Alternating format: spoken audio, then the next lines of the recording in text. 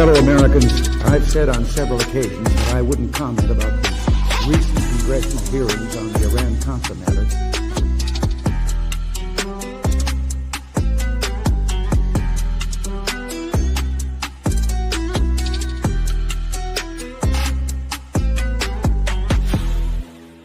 What's up, y'all? Happy Sunday.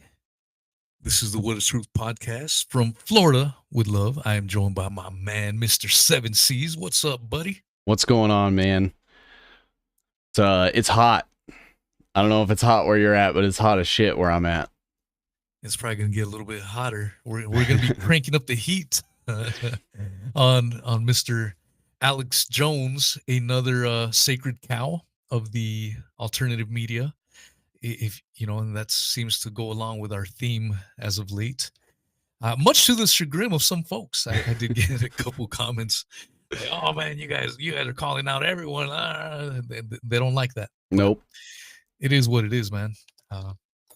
It's, you can take it or leave it. This is years now. I ain't gonna change it. But yeah, man, we are going to be talking about some Sandy Hook. This is a subject that I've wanted to cover for quite some time. Haven't really been able to find the appropriate dance partner, if you will. But I think I may have found him in Mr. Seven C's.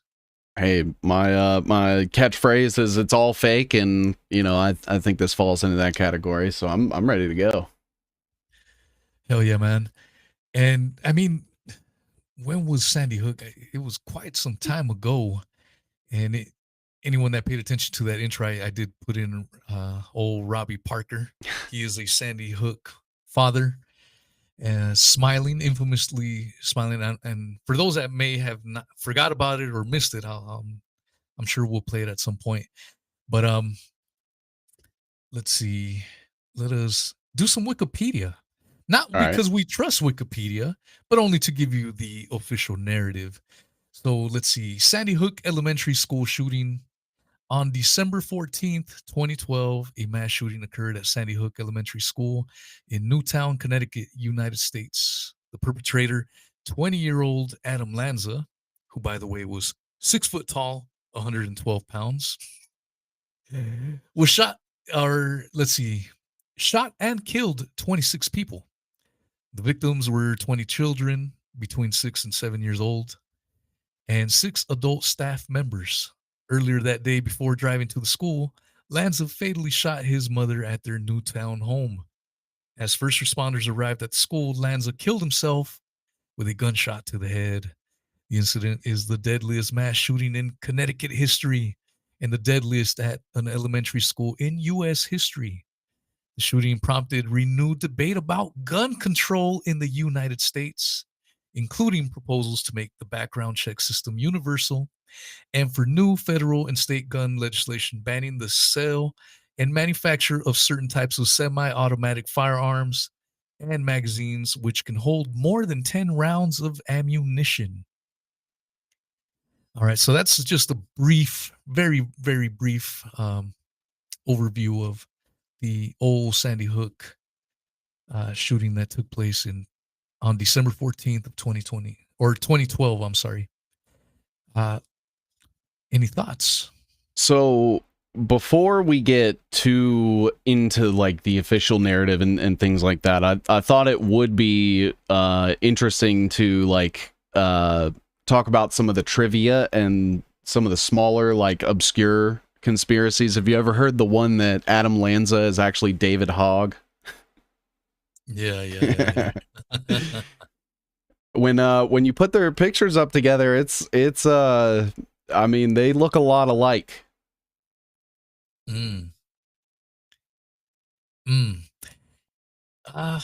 Well,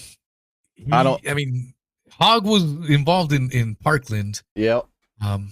For sure. And I definitely see him as a crisis actor there now. As far as Sandy Hook, I mean, I guess the issue, I don't think David Hogg is quite 6 feet. Yeah, I don't think it's a good theory, but it's one of the ones I've caught. Now, there is something about about Adam Lanza's babysitter. His name is Ryan Kraft. And I can actually pull something up on him really quick because he ended up pretty well off after all of it. Let me see if I can find that. It's on YouTube somewhere, but he gives like a presentation as VP of operations of some rocket propulsion company or something like that. Whoa. And if I remember correctly, they're funded by BlackRock. Mm. Let's see. Rocket company. It was on YouTube when they had a it was some video of him giving a tour of the company and sort of showed what he did. I wonder if I'd even be able to find it now. Let me try another link, but while I'm doing that, I think the biggest theory for Sandy Hook is that it was all staged. And I think Alex Jones was like the #1 proponent of that, if I remember correctly. Yeah. There was a whole trial and everything. Yeah, so Alex Jones was one of the biggest ones out there yelling that it was fake and gay. And then the trial came about, and that's what we're going to be talking about today. And he was hit with a $1.2 billion lawsuit. And as of today, he still hasn't paid a dime, according to reports. And as of that case, he, for the last couple of years, Alex Jones has been saying, you know what? People did die. I apologize for even questioning it. I was stupid. I was wrong. He's been taking that approach. And a lot of people have wondered why, I mean, this event, the Sandy Hook event, was rife with crisis actors all over the place. The school wasn't really a damn school. Yeah. So many damn things to this don't add up. And so for people that have not looked into Sandy Hook, you're like, oh my God, all these kids, you guys just read the Wikipedia and you guys were laughing about it. Oh my God, because it is so preposterous when you break it down. Yeah. We're going to show you some of these characters, some of these crisis actors. So I want to preface it because maybe if you're new to following either one of us, or maybe you're just going into the rabbit hole, this could be one of those things where you're like, oh shit, man, I'm not ready to go there yet. We're gonna take our time. We're not just gonna just take the plunge, taking into consideration that some people are just barely finding out, that the government is lying to us and whatnot. But the whole trial seems to be fake as well. Yeah. Not just the Sandy Hook event, but the trial in itself. It's never made any sense to me seeing Alex Jones on X. This is supposed to be the most censored man, the most banned individual, along with Joe Rogan. These guys are banned and they're battling censorship. And they're so fucking massive. Joe Rogan, Alex Jones, household fucking names. Cry me a river about being fucking banned and censored. They're not. Yeah. And so when we look, we're going to be looking at some court filings. We're going to look at some of the things that were not brought up during trial. That gives no other impression that Alex Jones laid the fuck down. He was a crisis actor, for lack of a better term, in that trial. I have some interesting theories, and I'll kind of run them by you. I realized this is the coolest place to be on Earth, and I wanted to join the team. Some of the things that we get to learn every day, I don't think you can learn anywhere else, and the team that I get to do it with just makes it even sweeter.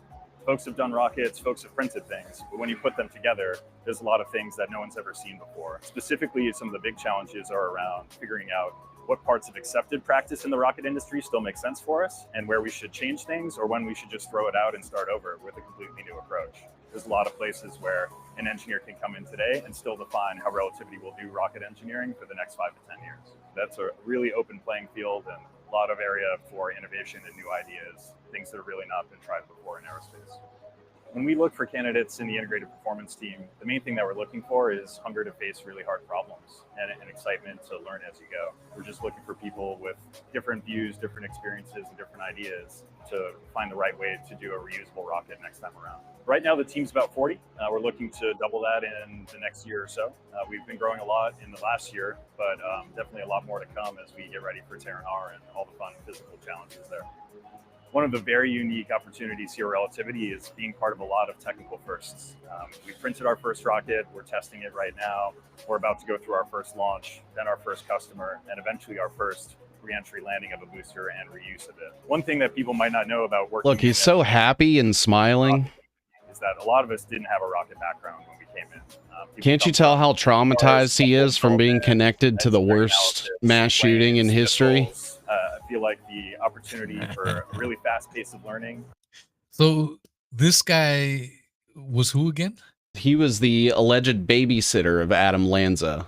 And as I'm sure you're also in agreement on, rocket companies and all these spaceship companies are just fronts. So I take that as he probably got rewarded. Yeah. By being put in charge of this rocket company. Well, in that same spirit, let's watch old Robby Parker, man. All right. This is, I'm sure most people are aware of this, but this is Robby Parker. He pretty much is the face of Sandy Hook. You know, he's the father of a little girl, which interestingly enough, there's a picture of him with the alleged little girl that got killed at Sandy Hook. And I'm saying allegedly because the picture has been deemed AI, Photoshop. You know what I mean? Really? Yes. If you look at the picture, the daughter has one leg. It's a bad Photoshop at that. And so someone had posted it on X, and it even got community noted that this is possibly this image has been altered. I'm like, ooh, that's fucking damning, man. That's so crazy. Here's Robby Parker, alleged father of someone that died at Sandy Hook. Because I remember at Virginia Tech, when I went out there, parents, loved ones of slain young people wanted to remember their sons and their daughters. And as a result, they spoke and made a statement.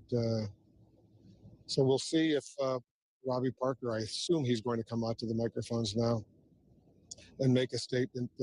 Looks like the family is there. Look at him. And they're getting ready to make laughing. to the microphones. Yep. We'll listen up. Okay.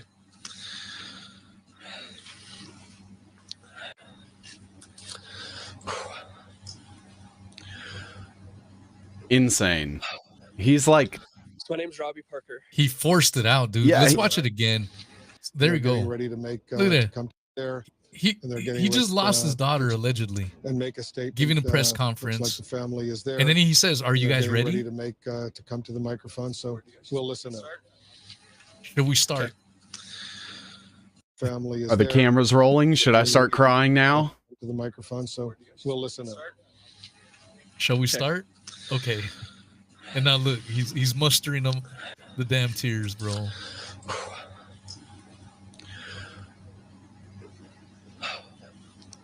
So my name's Robby Parker. Get the fuck out of here, bro. Insane. Code switching. Man. Yeah. So, I mean, the thing about Sandy Hook, there's a lot of shit that doesn't make sense. Yeah. I mean, some people will argue whether some people died, some people didn't. The bottom line is the official story. None of it makes damn sense. Yeah. I mean, we're told Adam Lanza, the 6 foot tall kid that weighed 112 pounds, blasted through some glass, bulletproof glass, mind you. He shot his way through bulletproof glass. How that happens, I don't know, but he carried all these weaponry, and he's a little fella. 112 pounds Yeah. at 6 foot tall. He's a fucking twig, man. It's the whole thing's insane. Yeah. And it's crazy too, because you know, I always say when it's the official narrative coming from the government, automatically just assume it's bullshit. And then when you start actually like breaking down the details and doing like McGowan does on like the moon landing and everything, where you start questioning every aspect of it, and it just doesn't add up. And that seems to be the case. I mean, it's the same government that tells us about World War II and the nukes and the moon landing and the JFK assassination and 9/11 and COVID and Epstein. Yeah, 100%. And before we came on on live, I said, so you and I, we did a show on the Lincoln assassination. That's something that I've been covering for quite some time. I'm not going to go into it in detail, so don't get scared. I know some people don't like me going down that particular rabbit hole because I talk about it quite a bit. But the point I wanted to make was, as I've gone down the Lincoln assassination rabbit hole, when I covered the trial of the co-conspirators, it was a completely sham trial. It was held through a military tribunal. They even introduced fake evidence. As one piece of evidence that was introduced was a supposed cipher letter that had been retrieved from a river, and there was no water stains. There was no signs that it had ever been underwater, but that was allowed to be used as evidence. This was in 1865. So as we start covering the Alex Jones and Sandy Hook family trial, keep that in mind, because I want to preface that, because I think some people are going to have a hard time swallowing, oh man, this is a court setting. Judges, juries, you can't rig that. That can't happen in 2025. It fucking happened in 1865. Yeah. This is a fairly recent proceedings of only a couple of years ago. And I guess to put the nail on the coffin, to quell any people that may have questions, or maybe skeptical, Jeff Epstein. Yeah. The Jeff Epstein trial was complete and utter fucking bullshit. And even normies, even people that don't really go into the conspiratorial way, even a lot of them are like, damn, man, yeah, the Epstein shit is wild. Yeah. Well, look at the Diddy trial that just happened, where he basically got off on all of the serious charges, and he's probably going to get country club probation and be done with it. Yeah. Yeah, so these are all prime examples. So as we start talking about the Alex Jones possibly throwing in the case, in favor of the Sandy Hook families, and if you're skeptical, think about what some of the examples we just gave you. It's nothing new. It has happened. The justice system in general is a fucking sham, man. Even normies will tell you that if you have money and if you have the right attorneys, you can get away with just about anything. Yeah. One of the lesser known facts about Jeff Epstein, shameless plug, but next week I have Nick Bryant coming on my show. Mm-hmm. He's the one that exposed Jeff Epstein's little black book. Yeah. And one of the little lesser known facts of the Jeff Epstein case is that Jeff Epstein was he went to court and went to court over a $500 million Ponzi scheme. His buddy in that case spent 12, 15 years in prison.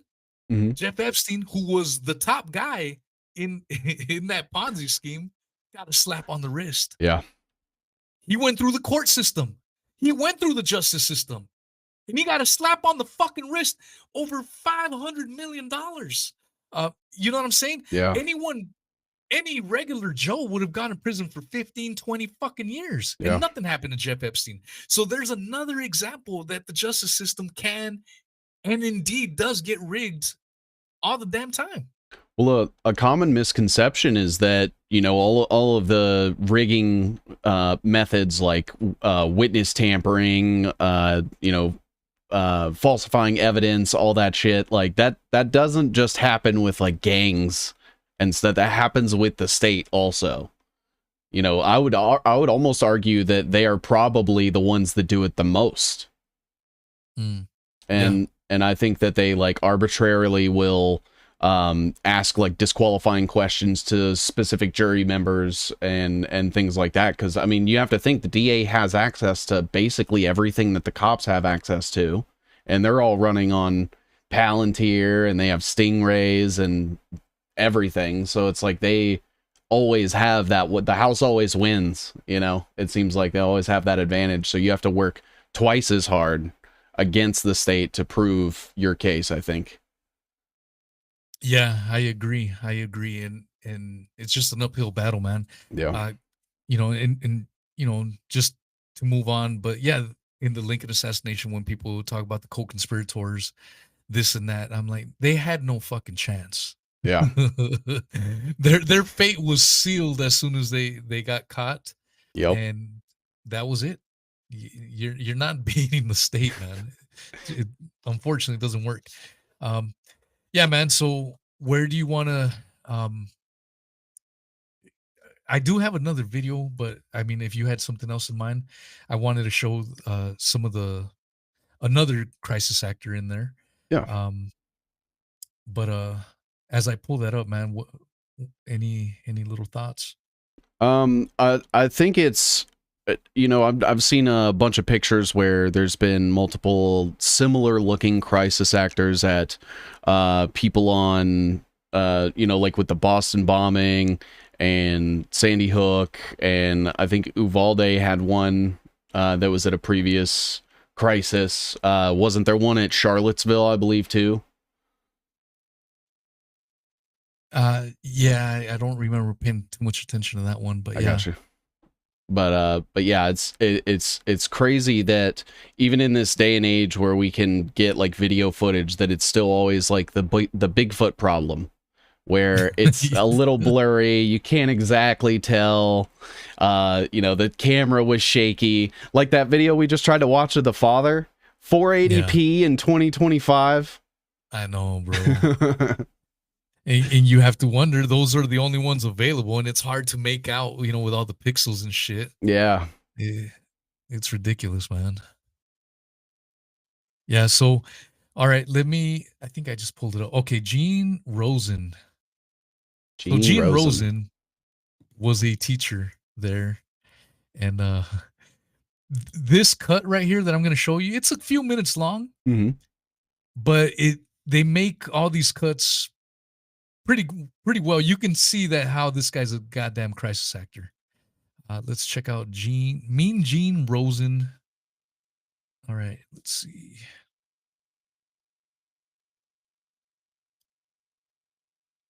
For the real Gene Rosen, please stand up. with a real Gene Rosen. Never seen Rosen before. Tours out on the floor, asking donations from one more partner. His face was frozen in fear. Her face was frozen. It was frozen in fear. Her face looked frozen. Her face looked frozen. Her face was frozen in fear. She was such an attractive woman, but her face was frozen in fear. Her face looked like it was stone. Here, she looked like stone. It looked like stone. The children were so frightened. I didn't know why they were on my lawn. I didn't know how they got there. They were sitting there. And I had no idea why they were there. I had no idea why these children were there. I had no idea. I had no idea what happened. I had no idea what it was. I couldn't believe what they were talking about because I had no knowledge. And I couldn't believe it. I couldn't take that in. I had no idea what had happened. I could not believe it. I could not take that in. I could not take that in.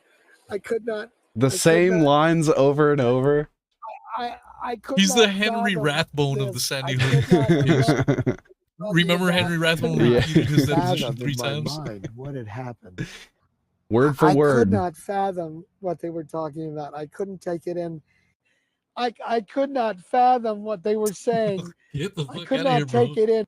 I could not believe it because it was unfathomable. Just saying, your house is very small. And I wanted to hold him. And I thought at that moment he had just brought us out of hell for just a moment. He stopped and he looked at me and he said, just saying, your house is very small. And I thought, what a bright, wonderful boy. And he just brought Holy to all shit, of us dude. a respite from all this darkness. I want to show them there's light away from the darkness, that I'll help them find the light because they were in the darkness. So I want them to you see mind All right, pausing it real enough of quick? that shit. So Yeah. one thing that stuck out to me in those clips is, you know, that thing that psychologists do when they're like reviewing interview footage or something like that, where when someone shakes their head no, they're like subconsciously lying. Every single clip he was shaking his head no. Yeah, that's interesting. I didn't catch that. That's kind of like Bongino and Kash Patel. Yeah. When they were talking about Epstein, and you know, I think there's something along the line. He definitely did not, or kill him, you know, whatever the opposite is. Yeah. Kill himself and shaking yes and no. Yeah. Yeah, man, it's the body language. And it's crazy. Like I showed you that little mashup of clips. He's saying the same fucking thing verbatim in what, 3 or 4 different interviews? Yeah. Doesn't matter if it's CNN, MSNBC, whatever the fuck he's on. He's saying the same fucking shit, man. Yeah. And so that I wanted to show that because it's a pretty goddamn clear example of another crisis actor. We showed Robby Parker. And that's the thing. With a lot of these people that allegedly lost kids in Sandy Hook, they immediately, I mean, we were told, a well-to-do, wealthy part of Connecticut, you know, and a lot of these people had PayPals and GoFundMe's and so on and so forth. Yeah. If they were wealthy, I would assume a lot of these wealthy people would have no need for that. And they'd probably want privacy. Yeah. You know, like, dude, fuck this, man. Get the fuck away from me. We don't want the media here. Yeah. And I work in some wealthy areas, you know, and wealthy people have power, man. Yeah. If they wanted to kick the press out of their community, like, hey, get these fuckers out of here. Yep. We pay your guys', you know, bill. It sucks. I don't like that shit, but that's unfortunately how it works, man. Yeah. You know what I would be interested to see is going and checking where all of them are now financially and seeing how much more well off they are. Because, I mean, if Ryan Kraft can go from just being a babysitter to the director of a rocket company, then I wonder who else is really well off these days.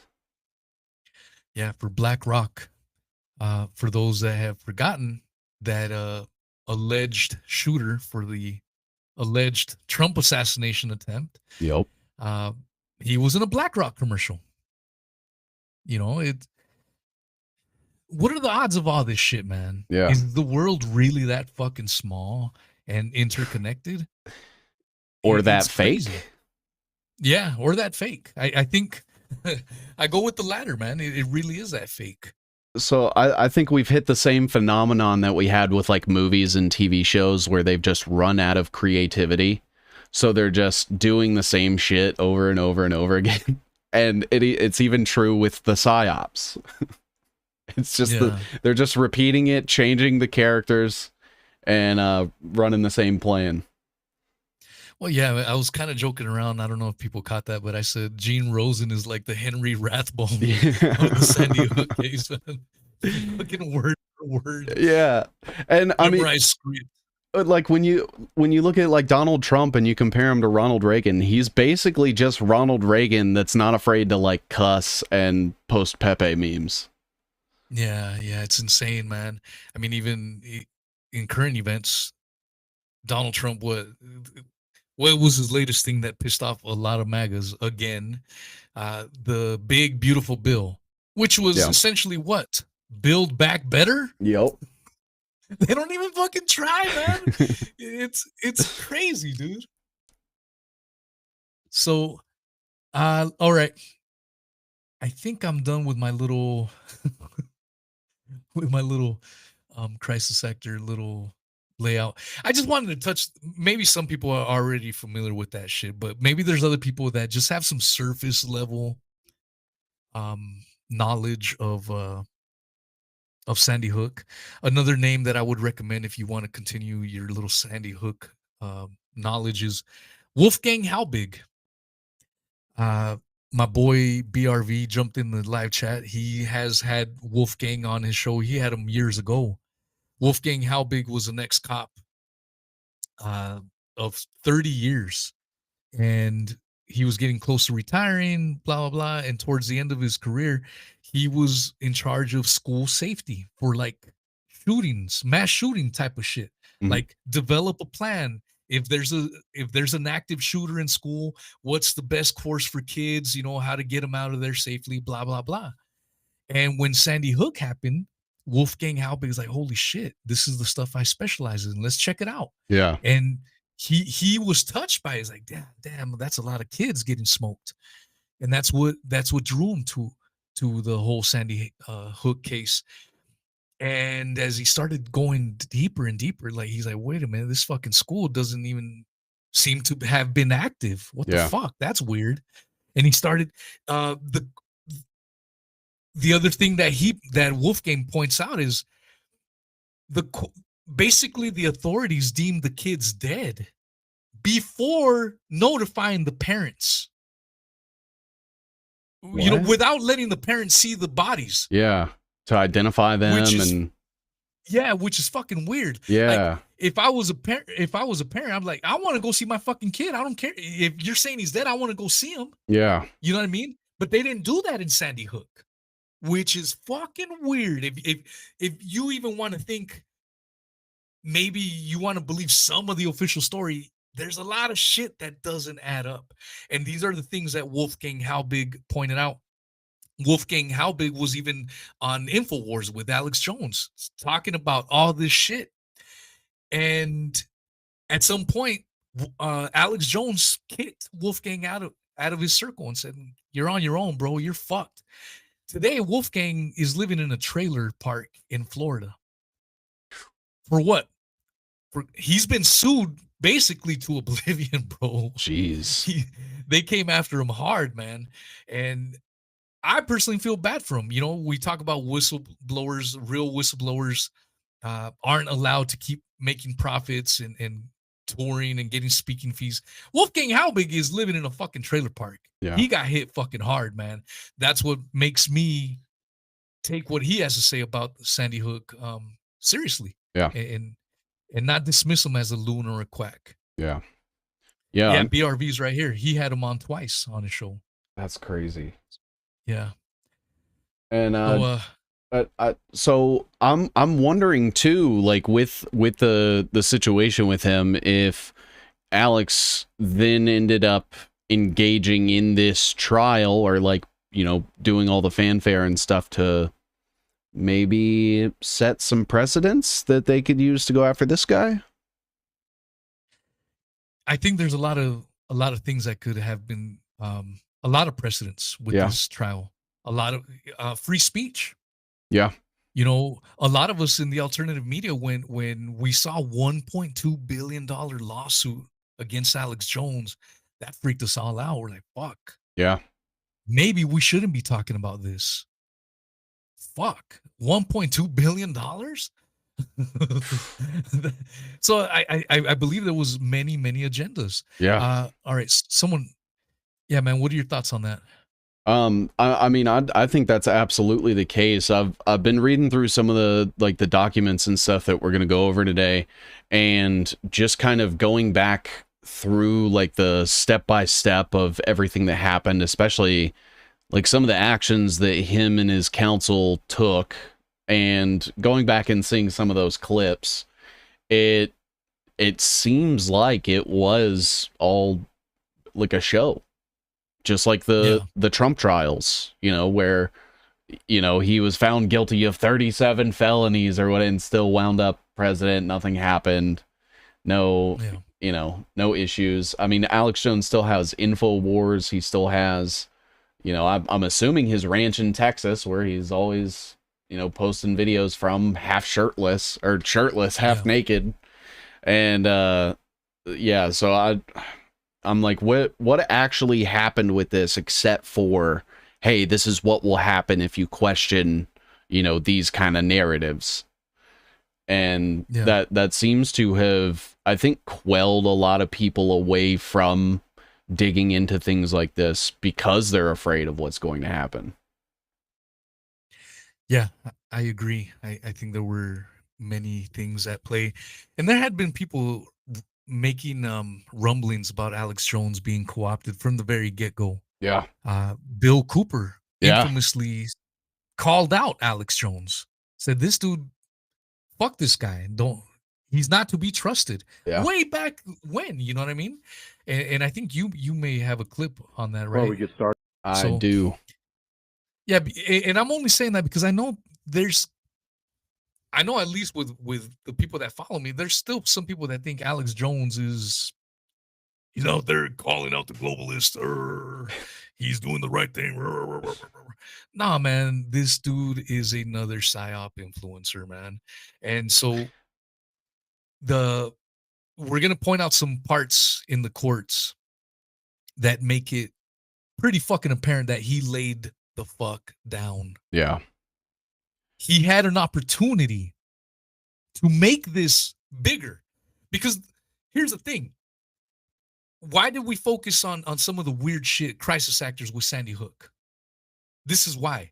Because if the event itself was fake and you're getting sued for $1.2 fucking billion, all you have to say, yeah, motherfuckers, come after me. Yeah. That shit was fake, and I'm going to show you this is fake. That shit's fake. That shit's fake.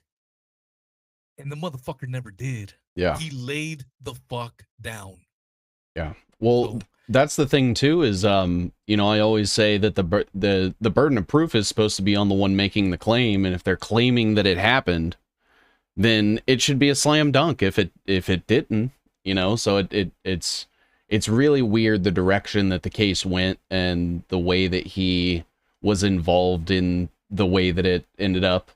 And, I don't know. I feel like if he really believed the things he was saying, or wanted to, you know, actually fight for the truth, that this case should have gone way differently. But good old Bill Cooper, I think he was always right, man. Yeah, Bill Cooper, for those that are not aware, Bill Cooper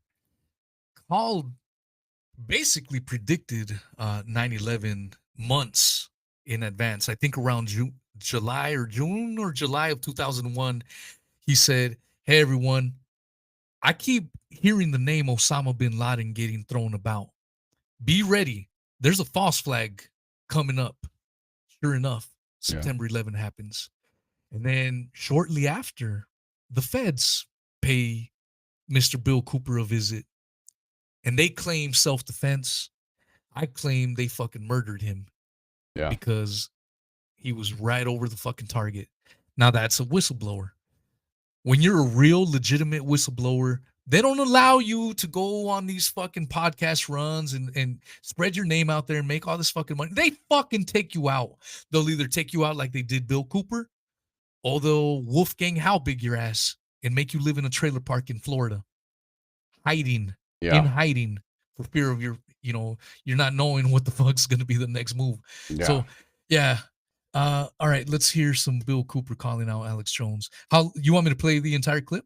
You don't have to play the entire thing, but the first like 2 minutes is pretty good. All right, copy that. Clear up a little discrepancy here. Apparently the other night, or within the last week, because I've been getting a lot of email about this, and I even received one telephone call. Apparently somebody called the Alex Jones broadcast and asked him why he didn't have me on the air, or asked him something about me. Alex Jones said he had me on the air once before, several years ago, and had to cut me off the air because of the foul language that I used. So on the air tonight, I'm going to tell you, Alex Jones, you are a bold-faced, miserable, stinking little coward liar. Now let me say that again so there's no mistake about it. You can all tell Alex Jones that I said this, and I suspect he's listening because he does. Alex Jones, you are a bold-faced, stinking, rotten little coward liar. I was only on the Alex Jones show one time. It was years ago when I didn't know who he was, when I didn't realize what a liar and a coward and a sensationalist bullshit artist that he is. He was on one little FM station down in Texas. He wasn't on all the stuff that he's on now. And I agreed to be on his broadcast. That's when I was doing guest appearances on broadcast years ago. I was not cut off.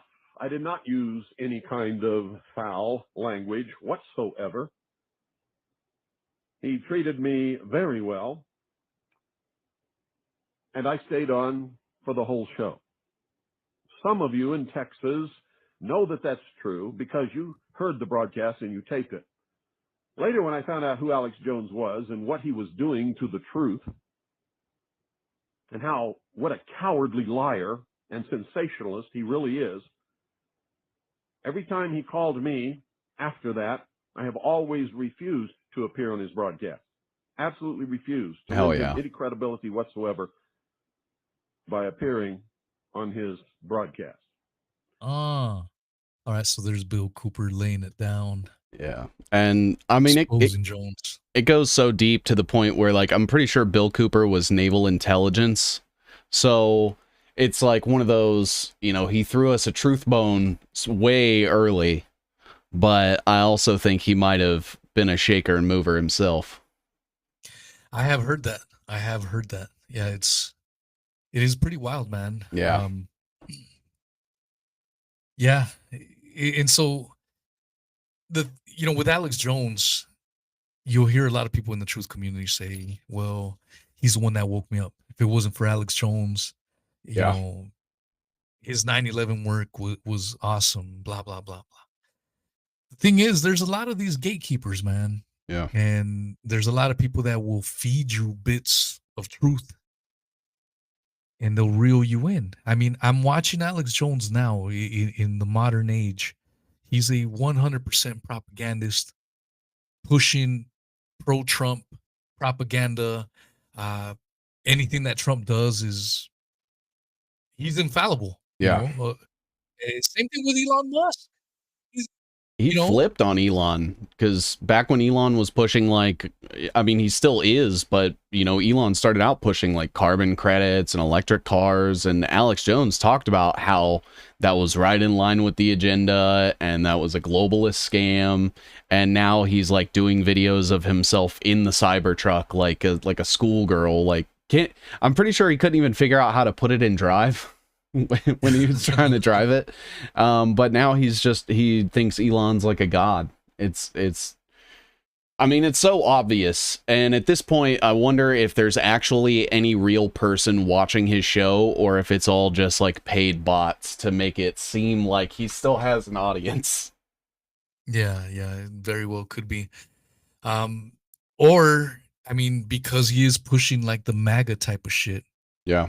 I believe that makes his base these days. Yeah. You know, I drive around out here in Florida. I see people with InfoWars bumper stickers, you know, all over the place. I'm like, damn, man. Jeez. This guy's hitting he's capping. That's his base, the MAGA base. That's what he's riding on right now. And so that's why he's dick riding all things MAGA at this point. And so that's been going on for quite some time though, man. And I just felt that after this lawsuit, or during this time when he was suffering the lawsuit, I suppose I was like, damn, that's crazy. He got hit with 1.2 billion. I kind of believed it at the time. I was like, that's fucking wild, man. That's creepy. If we can't talk about this, goddamn, they're going after him. They're going to come after us next. And he started changing his tune. He started saying, you know what? I apologize for what I had said in the past about Sandy Hook. Families were harmed. It was reckless. I was reckless with my language.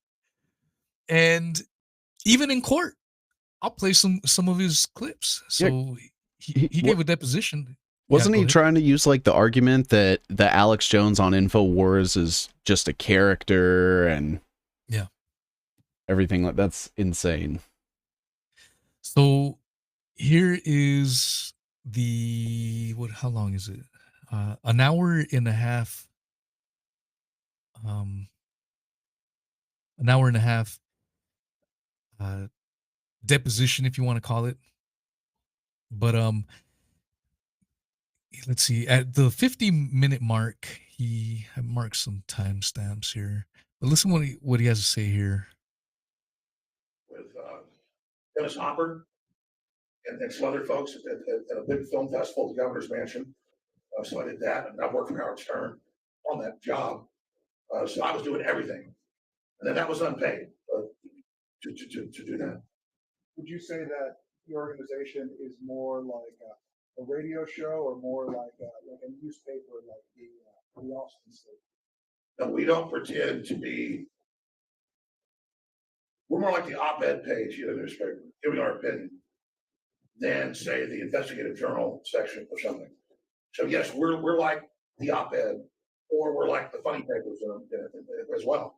I mean, we've got really serious stuff we do, where we say, here's the documents, here's where they said it, this is what's going on. And then we also have the op-ed opinion stuff we do, which is what talk radio is. And then we also have satire and things like that, where it's completely obvious that I'm dressed up in like Cobra Commander, that I'm not actually Cobra Commander. People know that's a joke. I think that's an important distinction. Yeah. Because a lot of the stuff that he said about Sandy Hook, he was not dressed anything like Cobra Commander. So is that where we're supposed to assume that he was doing investigative journalism? Or do we assume, because I'm pretty sure he was in his suit, the same suit get up that he wears for basically every episode. And I don't remember him like in a giant frog costume talking about how Sandy Hook was fake. No, he was going all in. Yeah. Until he wasn't. Let's see, at the 54-minute mark, he also talks about synthetic events. All right. So I went and last 20 years got some of the declassified ones, but a synthetic event is real stuff happening, but they put in place people to help it happen and kind of provocateur to get it started. It's like you have two pit bulls killing each other. That's a real event, but people that throw them in that pen together for that fight, they made it happen. They brought the dogs there. They raised the dogs. They trained them how to fight. They threw them in the pit. So there's two dogs really killing each other, but it's synthetic because people made it happen. So when I talk about staged, most of the time, I mean, they knew it was going to happen and they stood down and let it happen. And that was my view the first few years of Sandy Hook. Anybody can pull up the Washington Post, you name it, about FBI going out there, him threatening to shoot up a school, nothing being done. Same story, CIA, he was hacking stuff. So that's why everybody thought it was really suspicious up front, was because those telltale signs that we've seen before of those type of synthetic connections, which don't always mean it was staged, but that's the type of things people look for. So you've got different types of false flags. You've got synthetic is a way to describe it really happened, but there were forces in there letting it happen. What are your thoughts on that? So I remember this was the second time Alex Jones has ever said anything to me, and it was when I said that the Trump assassination was staged, and COVID and like a bunch of other, you know, big false flag attacks. And Alex Jones responded, "Everything is staged but you, so sad."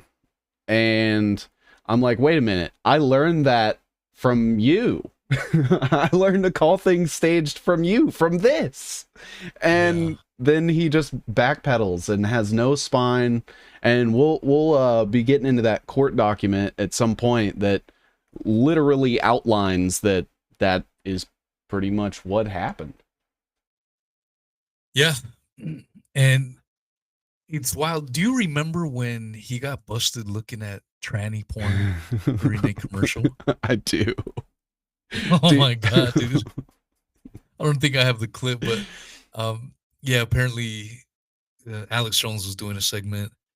He was cutting into break. He didn't realize the camera was panning over his desk. He was looking at chicks with dicks. Then later he takes a picture with Blair White. Yep. Groping Blair White, another tranny. Yep. The tranny connection here is insane. it's fucking wild, bro. Well, too, like it makes me question, you know, like Peter Thiel is gay, right? And it's no secret that Joe Rogan is in the Peter Thiel sphere, and there's a couple of other podcasters, and who knows what they get up to at Peter Thiel's house when Joe Rogan's at parties there, you know. And if Alex Jones is really good friends with Joe Rogan, I feel like there's a reason they chose Austin for any of the cities in Texas for being the most progressive of their, you know, lifestyles. Yeah. Well, I think last time we did a show, I think on Joe Rogan precisely, as a PSYOP influencer, we played that Matthew North clip of Alex Jones. But I can't remember if it was the one where Alex Jones is basically, I think he was inebriated. He was either drunk or high or both. And he starts messing with Joe Rogan. He's like, dude, they got me. You're next. Oh, man. And I'm like, oh. And you could tell he's buzzing. Yeah. You know, like so that's probably inadvertent, you know, but it was a crazy clip. And Matthew North found that one. And I think it's telling, man, like basically telling Joe Rogan, like, your ass is next. Yeah. You're next to be selling out. And that's where I get caught up, like, fuck. Were these guys always fake and gay, or did they eventually turn fake and gay? Yeah. And someone made a point. I guess I should address it with Joe Rogan. Like, dude, the dude's always been an actor. He was on Fear Factor back in the day. Mm-hmm. He got to start off in that direction. I'm like, yeah, that's true. It's not that I forgot, but I guess I didn't count it towards something like that. Yeah. And when you look at a lot of these crisis actors, with a lot of these mass shootings, I mean, we just showed a couple here on Sandy Hook, but it's crazy how a lot of these people have aspiring dreams for something. Yeah. You know, and Joe Rogan, he was an aspiring comedian, and he got a gig as the host of Fear Factor. Yeah. And that's what propped him up. In the Sandy Hook, there's a couple of other parents. One did a couple of like fucking C-list acting jobs in like super low budget films. Okay. And he's a parent. He's a dad in Sandy Hook. That's like, crazy. What the fuck? What are the odds of this shit, man? You see it all the time with a lot of these weird ass events. These people have acting gigs. Yeah. What are the fucking odds, man?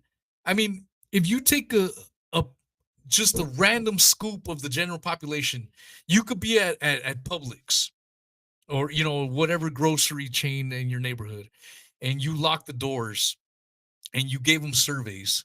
All right, who in here is right now currently trying to be on TV, has been on Wheel of Fortune? Yeah. Odds are not probably no one's gonna be in that group. Yeah. But for whatever reason, and whether it's the post nightclub shooting, the fucking Sandy Hook, if you gave that same fucking survey to everyone involved, you know, or affiliated with that thing, fucking like 80% of the people are gonna raise their hands. Yeah, I got an act lined up for me. What the fuck? What are the odds? This is what I mean. It's crazy. Yeah.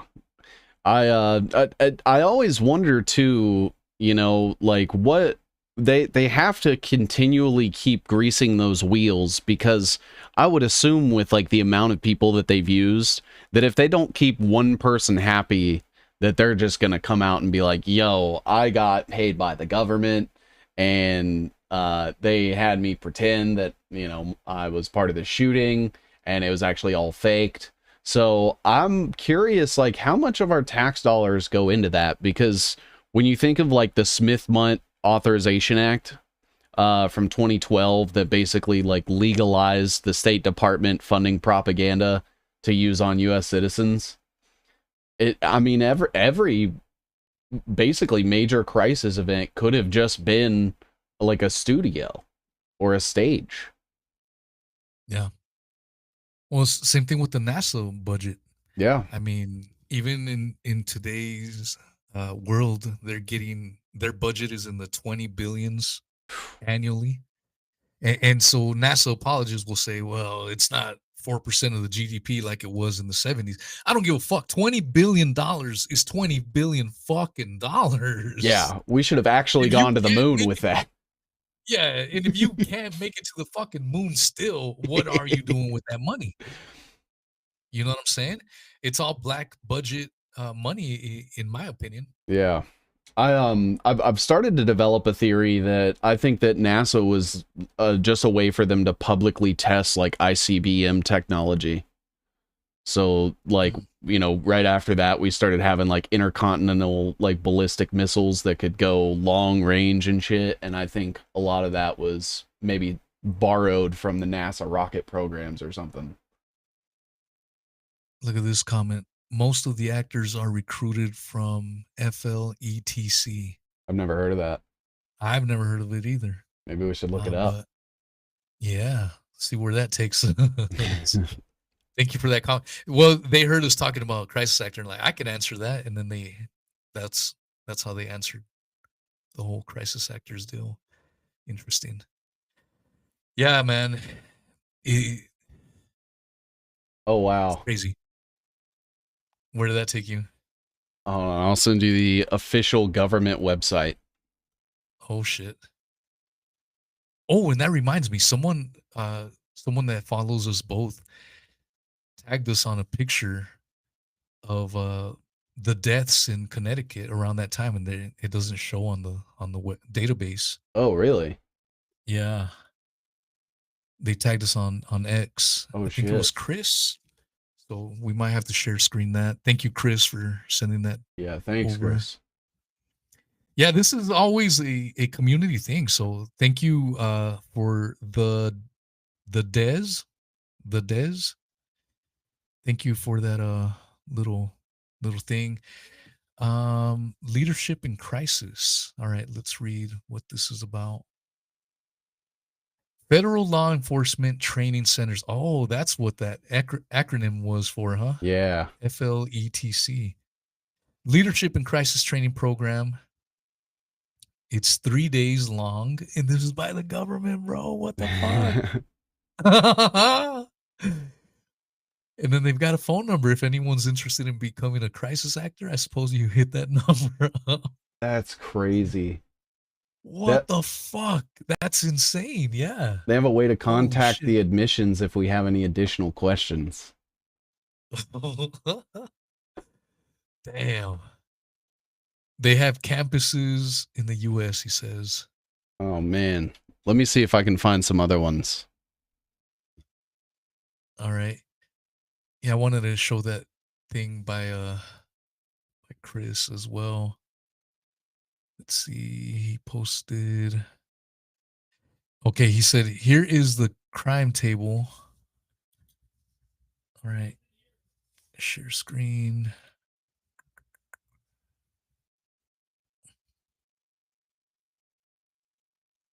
Oh shit. Okay. So Chris said, here is the crime table that apparently doesn't account for the Sandy Hook kids in the tables. Oh. Okay, so here's Connecticut. So where do we go? Go to Sandy Hook? I don't know what I'm looking at.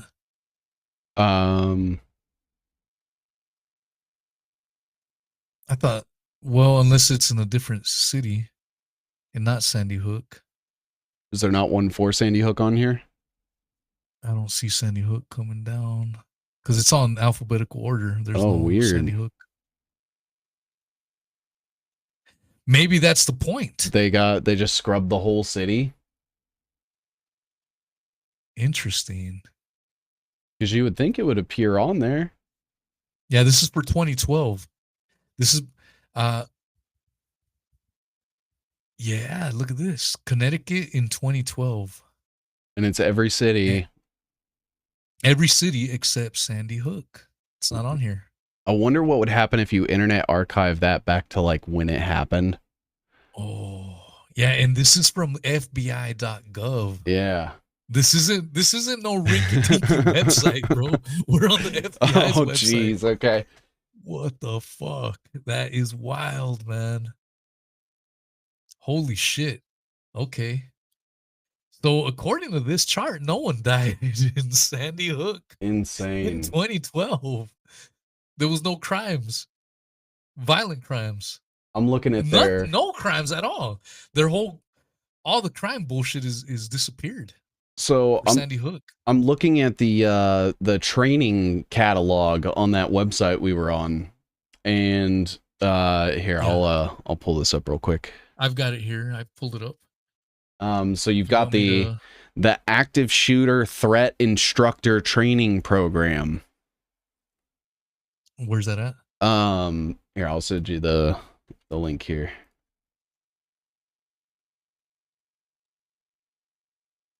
God damn. And you register and you get paid for it, according to the site. It talks about payments and records. Okay, there we go. So look at the very first one.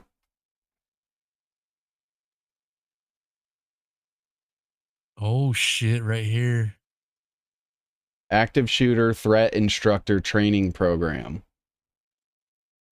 Yeah, 5 days. This is a little bit more intense. It's not your standard 3 days. Yeah. We're going 5 days.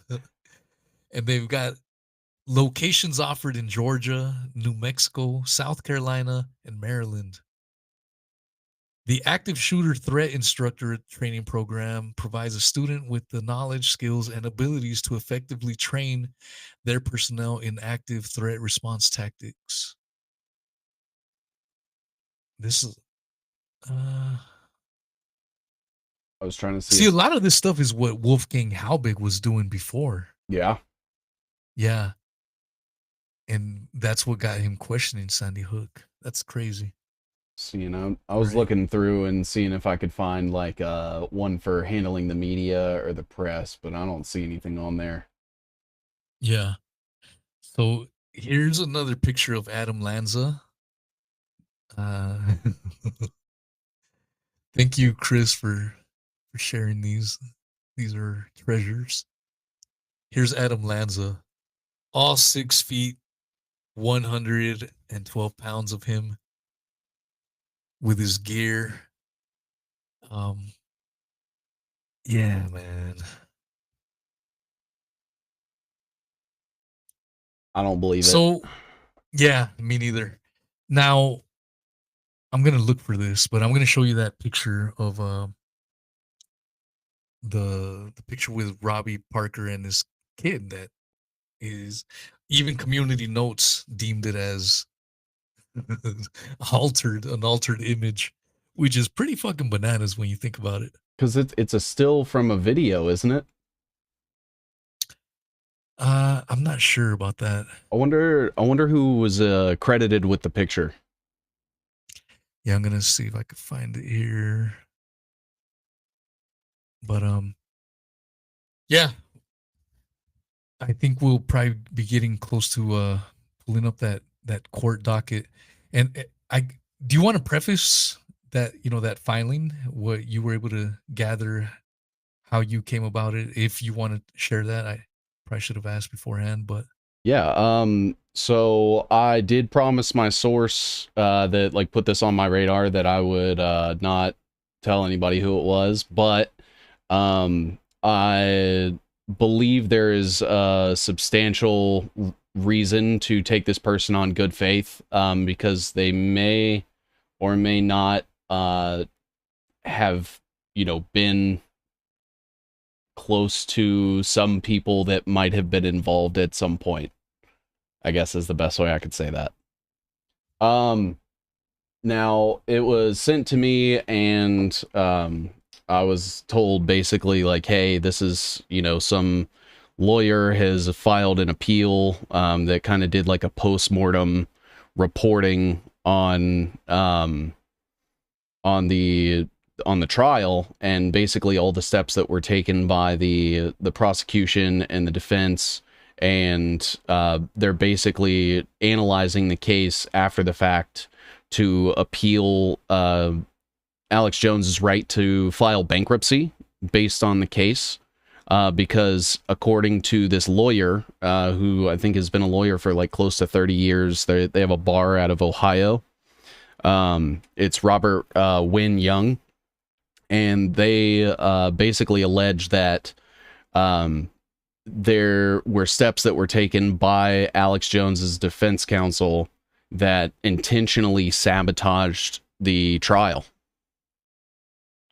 And there's also some areas of the document that sort of allege that there was collusion even between Alex Jones and the families.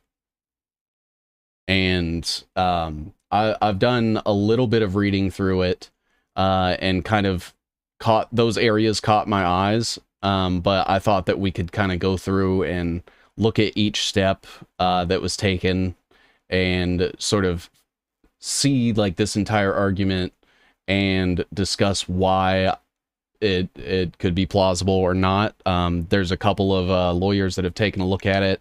Their professional opinion is that this is like a smoking gun. But I figure we'd get through as much of it as we can and kind of give our thoughts after the fact. For sure, man. All right, let's do it. Before though, I remember that picture I was telling you that's AI. Yeah, I remember that. Okay. Yeah, here's Robby Parker. Mm-hmm. The key to this picture is looking at the little girl's legs. Here are both Robby Parker's thighs. Mm-hmm. Where's her legs? She's got no legs, man. She's Lieutenant Dan. What the fuck? Lieutenant Dan was a daughter of his. And look at the little mark right here. This image is highly likely to be AI generated. That's fucking wild right there, dude. Well, I'm looking at the fingers too, and like his fingers that are on her hand, they look like a foot long. A foot long, and it looks like Ninja Turtle hands. Yeah. It's the same with the other one too. Yeah. It is pretty wild. But yeah, before I forgot, I wanted to show that little picture. Yeah, that's insane. All right, let's see. Should I pull up the docs? I've got them here. Yeah, absolutely. All right. Here we go. I tried to make them as big and lustrous as possible. I don't know if that was the appropriate word, but here we are. So this is the one that was filed, it looks like March 19th, 2025. And then apparently there's a second one that just got filed June 22nd, which I guess is the one we'll look at after this. Okay. So for audio listeners, this filing states United States Bankrupt Court, Southern District of Texas, Houston Division, Alexander E. Jones is the debtor. And Chapter 7. Motion for leave to intervene to present evidence of fraudulent judgment. All right. This motion seeks an order that may adversely affect you. Oh, well, that's legal mumbo jumbo. Okay.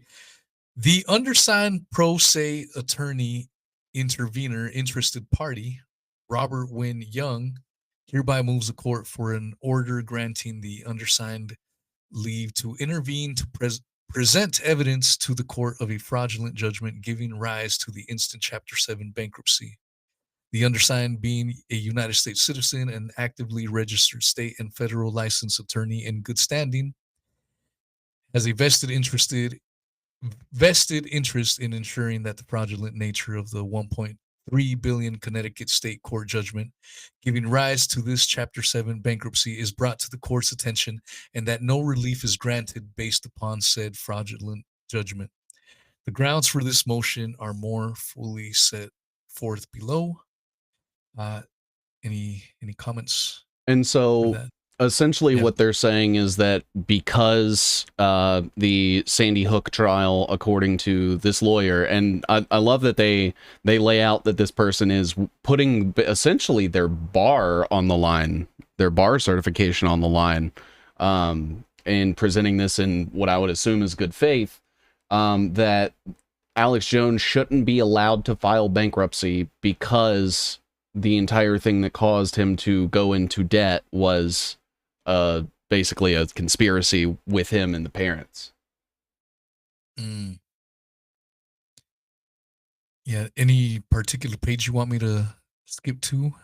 So it talks about how there were certain cases here. So the Chapter 7 bankruptcy arises in large part from an alleged final judgment of the $1 billion entered against the debtor Alexander E. Jones, herein referred to as Alex Jones, in consolidated Connecticut State Court defamation case arising from or related to an alleged mass school shooting in Sandy Hook, Connecticut on December 14, 2012, and styled as Erica Lafferty et al. Versus Alex Emmerich Jones et al. I didn't know his last name was Emmerich.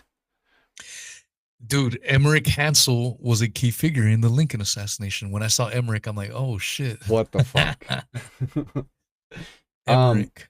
And so there's this case, and then this other case that's William Sherlock versus Alex Jones, and then William Sherlock versus Alex Jones again.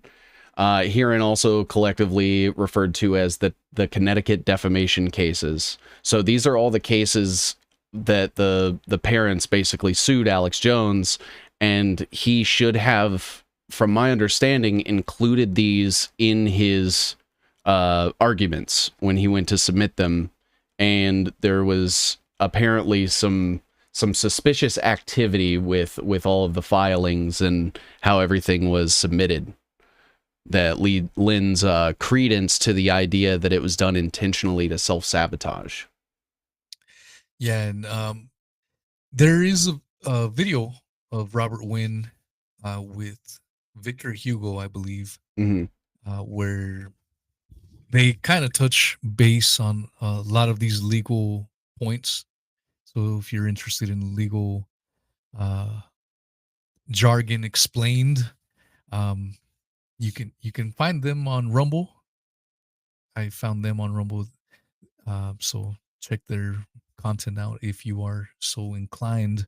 Just wanted to put that out there for people. But one of the points that Robert makes that I thought was great was how if Alex Jones would have pushed for trial to be had in federal court, that would have been best for him, because you would have taken away the home court advantage from the Sandy Hook families. You know what I mean? Yeah. It's kind of like sports. When you're in a sports event, if you can take it to a neutral playing field, then there's no advantage. There's no home court advantage. And one of the curious things that Alex Jones never did was he never fought. He never pushed to take it to the federal fucking level. Yeah. That's a key point to absorb, because a lot of people, there probably some people listening right now are like, well, Alex Jones, he probably had no option. I could already see people performing mental gymnastics. He probably, put yourself in his shoe, blah, blah, blah, like all this bullshit. Mhm. No, he laid down. Yeah. He laid down and let it be. What are your thoughts? Yeah, I absolutely agree. I mean, especially when you consider that this is not only going to affect like the First Amendment, but also the Second Amendment, because it immediately sets like precedents for anybody else that wants to investigate any of these types of events, and to bring the entire argument as something that is free speech. And there's even some arguments that are sort of sprinkled in here about Alex Jones's counsel submitting some what I would call verbiage that is in line with the gun control agenda. So things we would hear from people that support gun control. And so you have decisions that could impact the First and Second Amendment, and you don't go to the Supreme Court. And I feel like that would be a landmark case for basically any attorney that is concerned about civil rights or, looking to make a name for themselves. And he could have absolutely gone pro bono, and probably had a fair share of people that would have carried that case the entire way through the Supreme Court. Yeah. It's my buddy BRV. He used to go down the conspiracy. He's going back to Normie land. I still love him to death. Yeah. But he's saying that basically that Alex Jones laid down because he had nothing. I disagree with you, my man. I highly disagree with you. He laid down because he probably got a little sweet deal. I mean, he's still streaming. Yeah. He hasn't been censored. You have to answer that. Someone like my boy BRV, and he's probably not the only one. There's probably other people similar to that. Why do these guys claim to be censored and they haven't been censored? I saw Alex Jones make a live stream the other day. Fucking hundreds of thousands of concurrent viewers. I think he had like 400,000. That's fucking massive. Yeah. That's far from being censored. So it's complete horseshit, man. And maybe you came in late. Seven and I gave plenty of examples of trials being shams, going back to Lincoln. Yep. So maybe you missed that, my man. And I would encourage you to go back and catch that. I don't want to waste too much time arguing back and forth, though. I'm just saying, like, it's good to see those kind of arguments, because I know he can't be the only one. There's probably other people that are like, oh, yeah, no. I trust the justice system. The justice system is fair. It's completely real. No, fuck no. It can be rigged. Jeff Epstein, case in point. COVID. Change my mind. If you can show me that the Jeff Epstein case was just and there was no fuckery afoot during those trial proceedings, I will shut my fucking mouth immediately. Yeah. There you go. and again with the Diddy trial that just happened. Yeah. Diddy walking. Mountains of evidence. Or gallons of baby oils of evidence. And he walks, bro. Yeah, man, it's crazy. I mean, there was other points that were valid, but that's one of the bigger ones right there, where it's showing that he laid down. Yeah. I mean, we talked about how Alex Jones called out a lot of these crisis actors early on, and he completely stayed away from it. Yeah. Didn't even go there. That's laying the fuck down. Yeah. Why don't you want to go to federal court? So that, okay. So if he had nothing, it's a stupid argument. I'm sorry, man. I love you to death, bro, but it's a stupid fucking argument, because so he's just going to take a $1.2 billion. He's just going to lay down and just, here, hit me with that $1.2 billion defamation lawsuit. No fucking worries. It's retarded. Like He threw the case.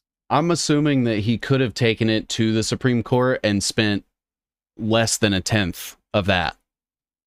Yeah. So it would have been in his best interest not only to fight it and maybe win, probably win, honestly, under the contention of free speech, but also not been, given a 1.3 billion dollar payout. I think he probably could have spent $750,000 on legal counsel and won the Supreme Court case.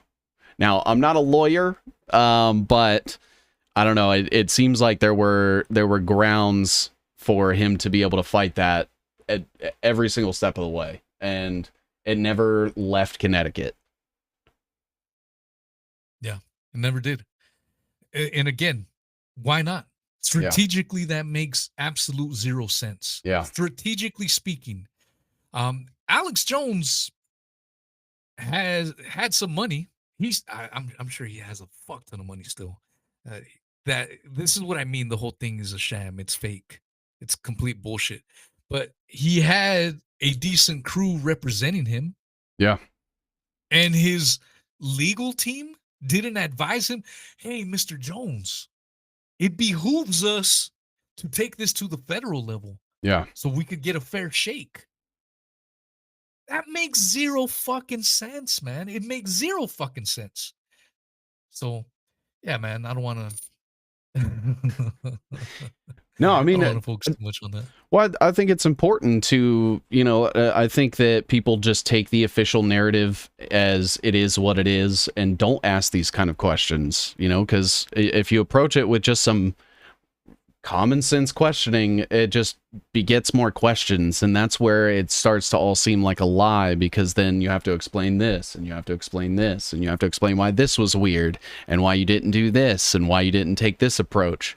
And all of those things just add up to, it makes me doubt it with every additional question that I have. Yeah, last show that we did, you made a great point, and I clipped it out, man. It puts us in a position of trying to prove a negative. Yeah. It's fucking pointless. Yeah. Last night I did a show with the Apollo detectives, and someone said, well, I know some of the pictures look fake. I know some of the videos look fake, but what else makes you think it's fake? And I said, you know what? Let's fucking nip that shit on the bud right now. Look, I'm not the one making the claim. It's the media saying this is what happened at Sandy Hook. Yeah. 26 kids died by this 112-pound, 6-foot dude.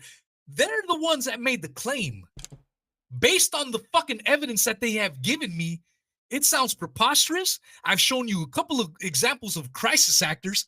I choose not to believe it. It's not my fucking job to prove it that it's fucking fake. Yeah. Let's get it fucking correct, man. And we need to stand our fucking ground. This is what I mean when it comes to the moon landings. In a similar vein, I don't have to fucking prove that we never made it to the fucking moon. Yeah. That's not my fucking job. NASA's the one that made the extraordinary claim that man landed on the moon. The evidence to back up that claim is flimsier than the lunar lander itself. So fuck you. Yeah. I don't have to prove shit to you. So I just want to make it clear, man, because a lot of people, well, you have to prove it. No, fuck you. I don't have to prove shit. Those motherfuckers made the claim. They have to prove it to me. Yeah. Yeah, and it's sorry about that, man. It's all good. That's the way it should work, bro. It's all. I mean, on the other side of it too is, I see it as we're just encouraging people to question things that they're told, which I think that's a healthy behavior with everything, whether it's government, actions or business. I think you always have to have a healthy level of skepticism, and it sort of creates this behavior that punishes people for asking questions, even surrounding like the content of, the conspiracy is that how dare you question the deaths of these kids? You're a monster. And it's not, that I'm trying to, even if the off chance that it did actually happen, it's not a trivialization of those people. I'm just curious why the government is telling us these specific things, because I know that the government is probably the most pathological group of liars on the planet. So it has nothing to do with, any sort of ill will or sentiment towards the alleged victims of it. It's trying to ascertain the truth, and the truth doesn't have allegiances. It doesn't care about your feelings. It is what it is, and it's steadfast and permanent. And there's only one. So I think it's sort of one of those things that they positioned, and included the mass casualty of children in the narrative to paint people that question the narrative itself as like evil people. Yeah, man. I think we need to stand our ground, and that's really my point. Like, I get sick and fed up. If people want to believe the official narrative, whatever, man. I just feel it's like I don't even want to fuck with those people anymore, because it's like talking to a fucking wall, man. Yeah. When it's so fucking obvious. I mean, the Trump assassination, it's weird. Yeah. Because Jason fucking Burmis. Also on InfoWars, by the way. That's why it reminded me. I used to like Jason Burmis. I'm gonna be 100% honest. I used to follow him quite a bit, and one of his biggest appeals to me was how he would shit on the left and the right, the left and the right, and then somewhere along the line, the dude started parroting right-wing shit, pro-Trump propaganda. Yeah. And I had an interesting back and forth with him. I was trying to challenge him to a debate on the Trump assassination. I saw that. He claims that Trump really almost did get killed. And I said, nah, fuck that shit. I don't buy it. Yeah. And I even made a little poll question, like what do you think of Mr. InfoWars? But people forget that Jason Burmis. So there are probably some people that never heard of Jason Burmis. Jason Burmis got his name from essentially working on the documentary, the 9/11 documentary, Loose Change. Mm. And it's interesting that a lot of the people involved with Loose Change have gone on to be rather sus these days. I'm not saying all of them, but a healthy amount of them have gone on. I mean, you got Luke Rudowski, buddying up with what the fuck is his name? That bald dude with the beanie.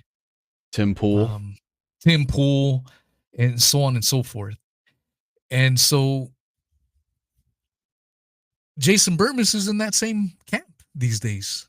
Yeah. He's pushing. He went from panhandling and needing money to pay bills and shit to now, haha, of course Trump almost got killed. I know better than you. I know better than all of you.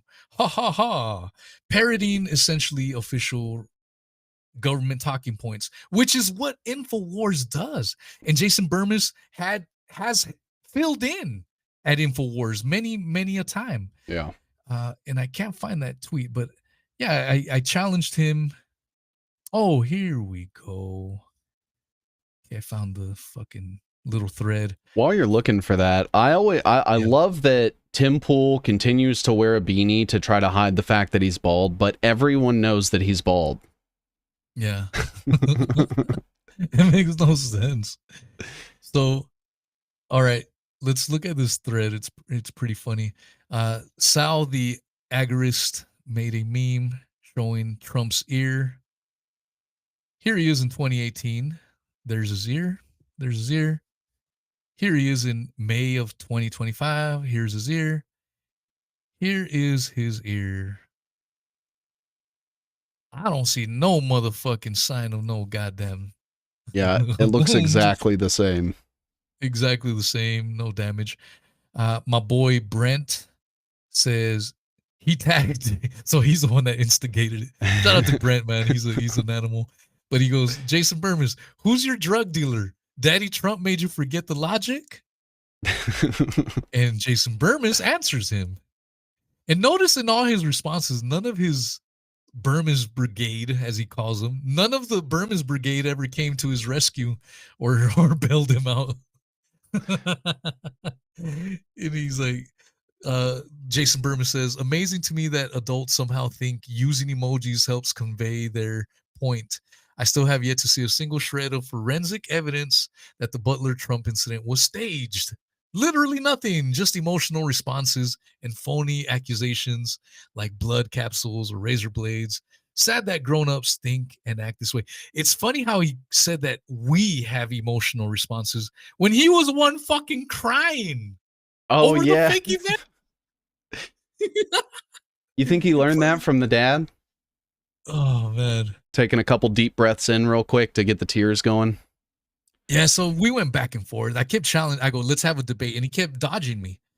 And I go, I just got fed up with him, bro. Like, I think my last response, let's see. I go, look, I kept saying this basically the same shit. We can do it live if you feel so sure about yourself. Clown on me. You can clown on me on the air. If you don't think I have any evidence whatsoever, let's do it. Why are you dodging? He replies, no, we can't. If you don't have a shred of evidence, we already did that. Bullshit. We didn't do. He spoke the entire time on the Union of the Unwanted, man, and he just dodged me back and forth. But the other, so he talked about emotional responses. I wasn't ready for this. He's saying that people like me, people that question the Trump assassination, we only have emotional responses. What the fuck do you call this, Jason? Right. We'll set that. We might have to set that up live because I wasn't ready for this. What won't they do? What won't they do? Oh my God, dude. What won't they do? What won't they do? He's saying we're the fucking emotional characters, bro. He did not accept my invite because I would have fucking ragdolled his ass. It's pathetic, man. And I know we're getting off a little bit off topic, but it's related because he's tied to InfoWars. Yeah. He's tied to Alex Jones. And another point that attorney Robert says, all these guys at InfoWars had to know of all these shenanigans, of all the fuckery afoot. Yeah. So why should we trust anyone on InfoWars? Really, the only one that I think is actually stand up is no longer with InfoWars, and that's David Knight. Yeah. David Knight said, fuck you guys. Take your fucking InfoWars. I'm going on my own. I'm going to do my own fucking thing. Yeah. That's the only guy I trust is David Knight. Who was it? So Greg Reese left too. Yeah. I'm pretty sure he let it out on an AM Wake Up episode he was on, but he was making like 70,000 full benefits. And I guess he kind of figured some stuff out and was like, I'm getting away from all this. Yeah. I want to give a shout out to Greg Dub. He's in the live chat. He's the one that sent me that classic Jason Burmis quick. Last time I played it, he goes, dude, how come you didn't shout me out? I'm giving you your shout out right now, my brother. Nice. So, yeah, man. Yeah, go ahead. Well, too, like I look at, Chase Geyser is like a self-admitted Freemason. I forget what degree he is, but he has a regular, like recurring segment on there where he's, constantly hosting the show himself. And you would think that with everything Alex has talked about, Freemasonry and globalists and everything like that, that would be like an automatic disqualification. But here we are. Yeah. Yeah. Did you have that other filing that you wanted to go over? Oh, yeah. Yeah, here, let me share my screen here. What won't they do? What won't they do? Oh my god, bro. All right. And so this was filed back in June 22nd, so just a few weeks ago. And it seems to be like an appeal to intervene in the motion for stay for the bankruptcy case. And essentially, what it says here is, I guess they're saying that the bankruptcy court issued an order denying motion for leave to intervene on the basis of lack of standing because Young has no identifiable economic interest in this case. The concerns raised by Young are adequately represented by existing parties and permitting intervention risks, causing undue delay in a case that has been pending since December 2022. And it says on here that there's a section that talks about exactly what happened with Alex's defense on here. And I'm trying to find it. Let's see. Motion to leave, termination. So it says the rule motion for stay for the factors to be weighed in deciding whether a grant of stay for the proceedings pending appeal, namely whether the movement has made a showing of likelihood of success in the merits, whether the movement has made a showing of irreparable injury if the stay is not granted, whether the granting would of a stay would substantially harm the other parties, and 4, whether the granting of the stay would serve the public interest. The bankruptcy court alleged that they strongly disagreed that the appellant has made a showing of likelihood of success on the merits, because there's a couple of things in here that just don't make sense. So it says R Banker P8007B, a stay of proceedings pending appeal is appropriate in this case, and then it goes on to say why.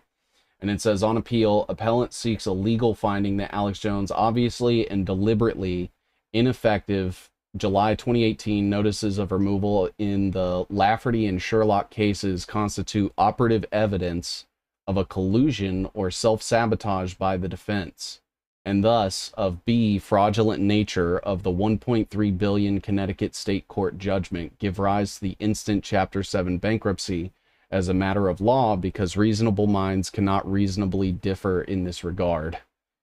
And so it says that essentially, you know, when they examine this case, that it appears to have been a clear-cut case of sabotage because of the way that things were filed. And it says that, you know, Merriam-Webster defines undue as exceeding or violating propriety or fitness excessive. And debts incurred by fraud cannot be discharged in bankruptcy. So that's kind of like the main argument here, is that Alex Jones shouldn't be allowed to file for bankruptcy because the entire thing was fraudulent, and that he had either colluded or intentionally self-sabotaged the case, which I think is actually kind of hilarious, because if this happened and the bankruptcy court were to basically grant this appeal for the stop motion, that Alex Jones would just be on the hook for all the money anyway, even if he faked the entire thing.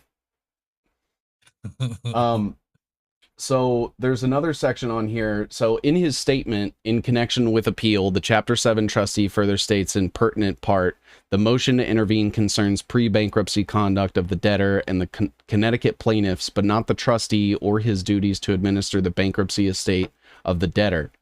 Probable cause exists to believe that Alex Jones knowingly listed $965 million worth of fraudulent Connecticut Sandy Hook litigation claims debts on his December 2nd, 2022 official Form 104 to his voluntary petition for individual filings for bankruptcy.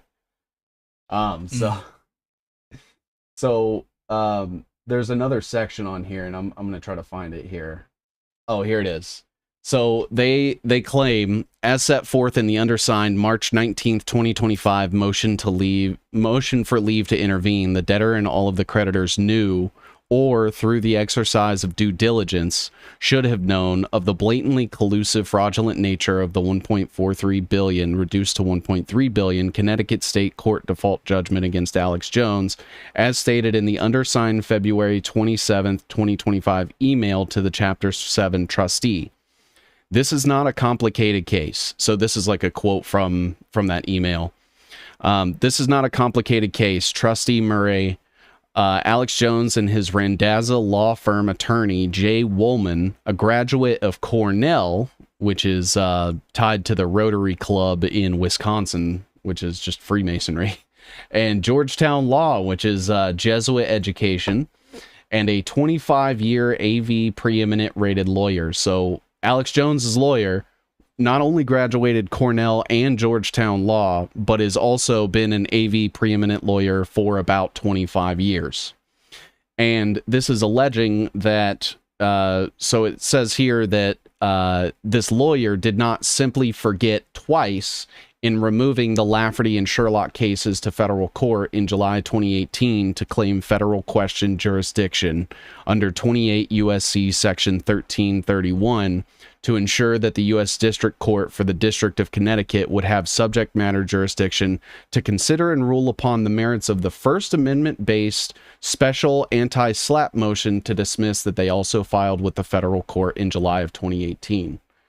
So essentially what that section says is that they basically forgot to remove the cases in the claim, and that with the merits of the First Amendment, it essentially was tied to that. So by filing it incorrectly, it basically rendered his anti-SLAPP motion to dismiss invalid to be used in court on the basis of the First Amendment. God damn. Yeah. And so it further alleges this was a setup, and Alex Jones and his Randazza attorneys took an immediate and purposeful dive on the defense of the Connecticut Sandy Hook defamation cases. Based merely upon Alex Jones's federal court filings in July 2018 alone, there is more than probable cause for reasonable minds to conclude that $1.3 billion Connecticut state court judgment giving rise to the instant Chapter 7 bankruptcy of Alex Jones was fraudulently obtained. And so they start to go into different parts of the case, like the statement in Connecticut in connection with the appeal, where the Chapter 7 trustee calls the undersigned's peer-reviewed allegation of fraud highly speculative.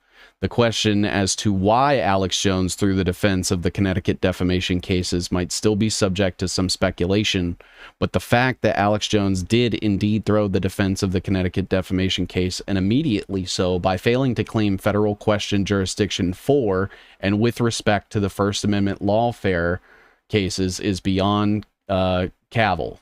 And so that's sort of what we were bringing up, is that he didn't take this to federal court. Yeah. And he, according to this lawyer, who's been practicing for almost 30 years in the state of Ohio, that there was enough evidence to make this a Supreme Court case. And it says, as noted in the procedural history above, and specifically regarding the issue of unfair prejudice, the bankruptcy court reasoned as follows: whether granting of a stay would substantially harm the other parties, the answer is no. I think, quite frankly, it would be harming the trustee's ability to function throughout this case, and quite frankly, Mr. Jones' ability to proceed as a Chapter 7 debtor. And so that's really interesting, because that's basically stating that, you know, nobody would be harmed if Alex Jones didn't file for bankruptcy, is how that sort of reads to me. Is that it wouldn't... Yeah, and I think it may be outlining that he would still have to make the payments to the families, which is confusing, because if that's the case, then why include those judgments in your bankruptcy if you still are expected to pay them? I mean, yeah. I guess it would make a better case for why you should be approved for the bankruptcy. Like, hey, I owe $1 billion or more. But it still doesn't seem like something that would apply to bankruptcy. Yeah. And so they continue on, and it says the bankruptcy court's assessment of this interest at play and herein competing strains credulity. The bankruptcy court professes concern for the interests of a demonstrably culpable colluding debtor over the interests of the public in ensuring the integrity of the federal judicial system and the viability of the First Amendment in this high-profile and constitutionally significant case. Alex Jones colluded to produce the free speech chilling $1.3 billion Connecticut state court default judgment, and he is entitled to no relief in bankruptcy for or with respect to the collusive Connecticut con. This is the consequence of collusion. The show can't go on. Fraud vitiates everything. Accordingly, parties that knew or should have known of the fraudulent nature of the $1.43 billion, now $1.3 billion Connecticut state court default judgment will not suffer unfair prejudice as a result of a stay, continuance, or suspicion of all proceedings in the above captioned Chapter 7 bankruptcy case. And I don't know. What do you think? I feel a lot of, yeah. Go ahead. No, go ahead. I was going to say, I feel almost like the bankruptcy case is not really considering the fact that he could have fought this further, not been found, responsible for the payout, and then he wouldn't have been allowed to file for bankruptcy. And I don't think that the bankruptcy court is considering that in their judgment in this case. I think they're looking at the bankruptcy case as sort of like a siloed thing, and they're not taking it all into context. That's what it appears to be to me.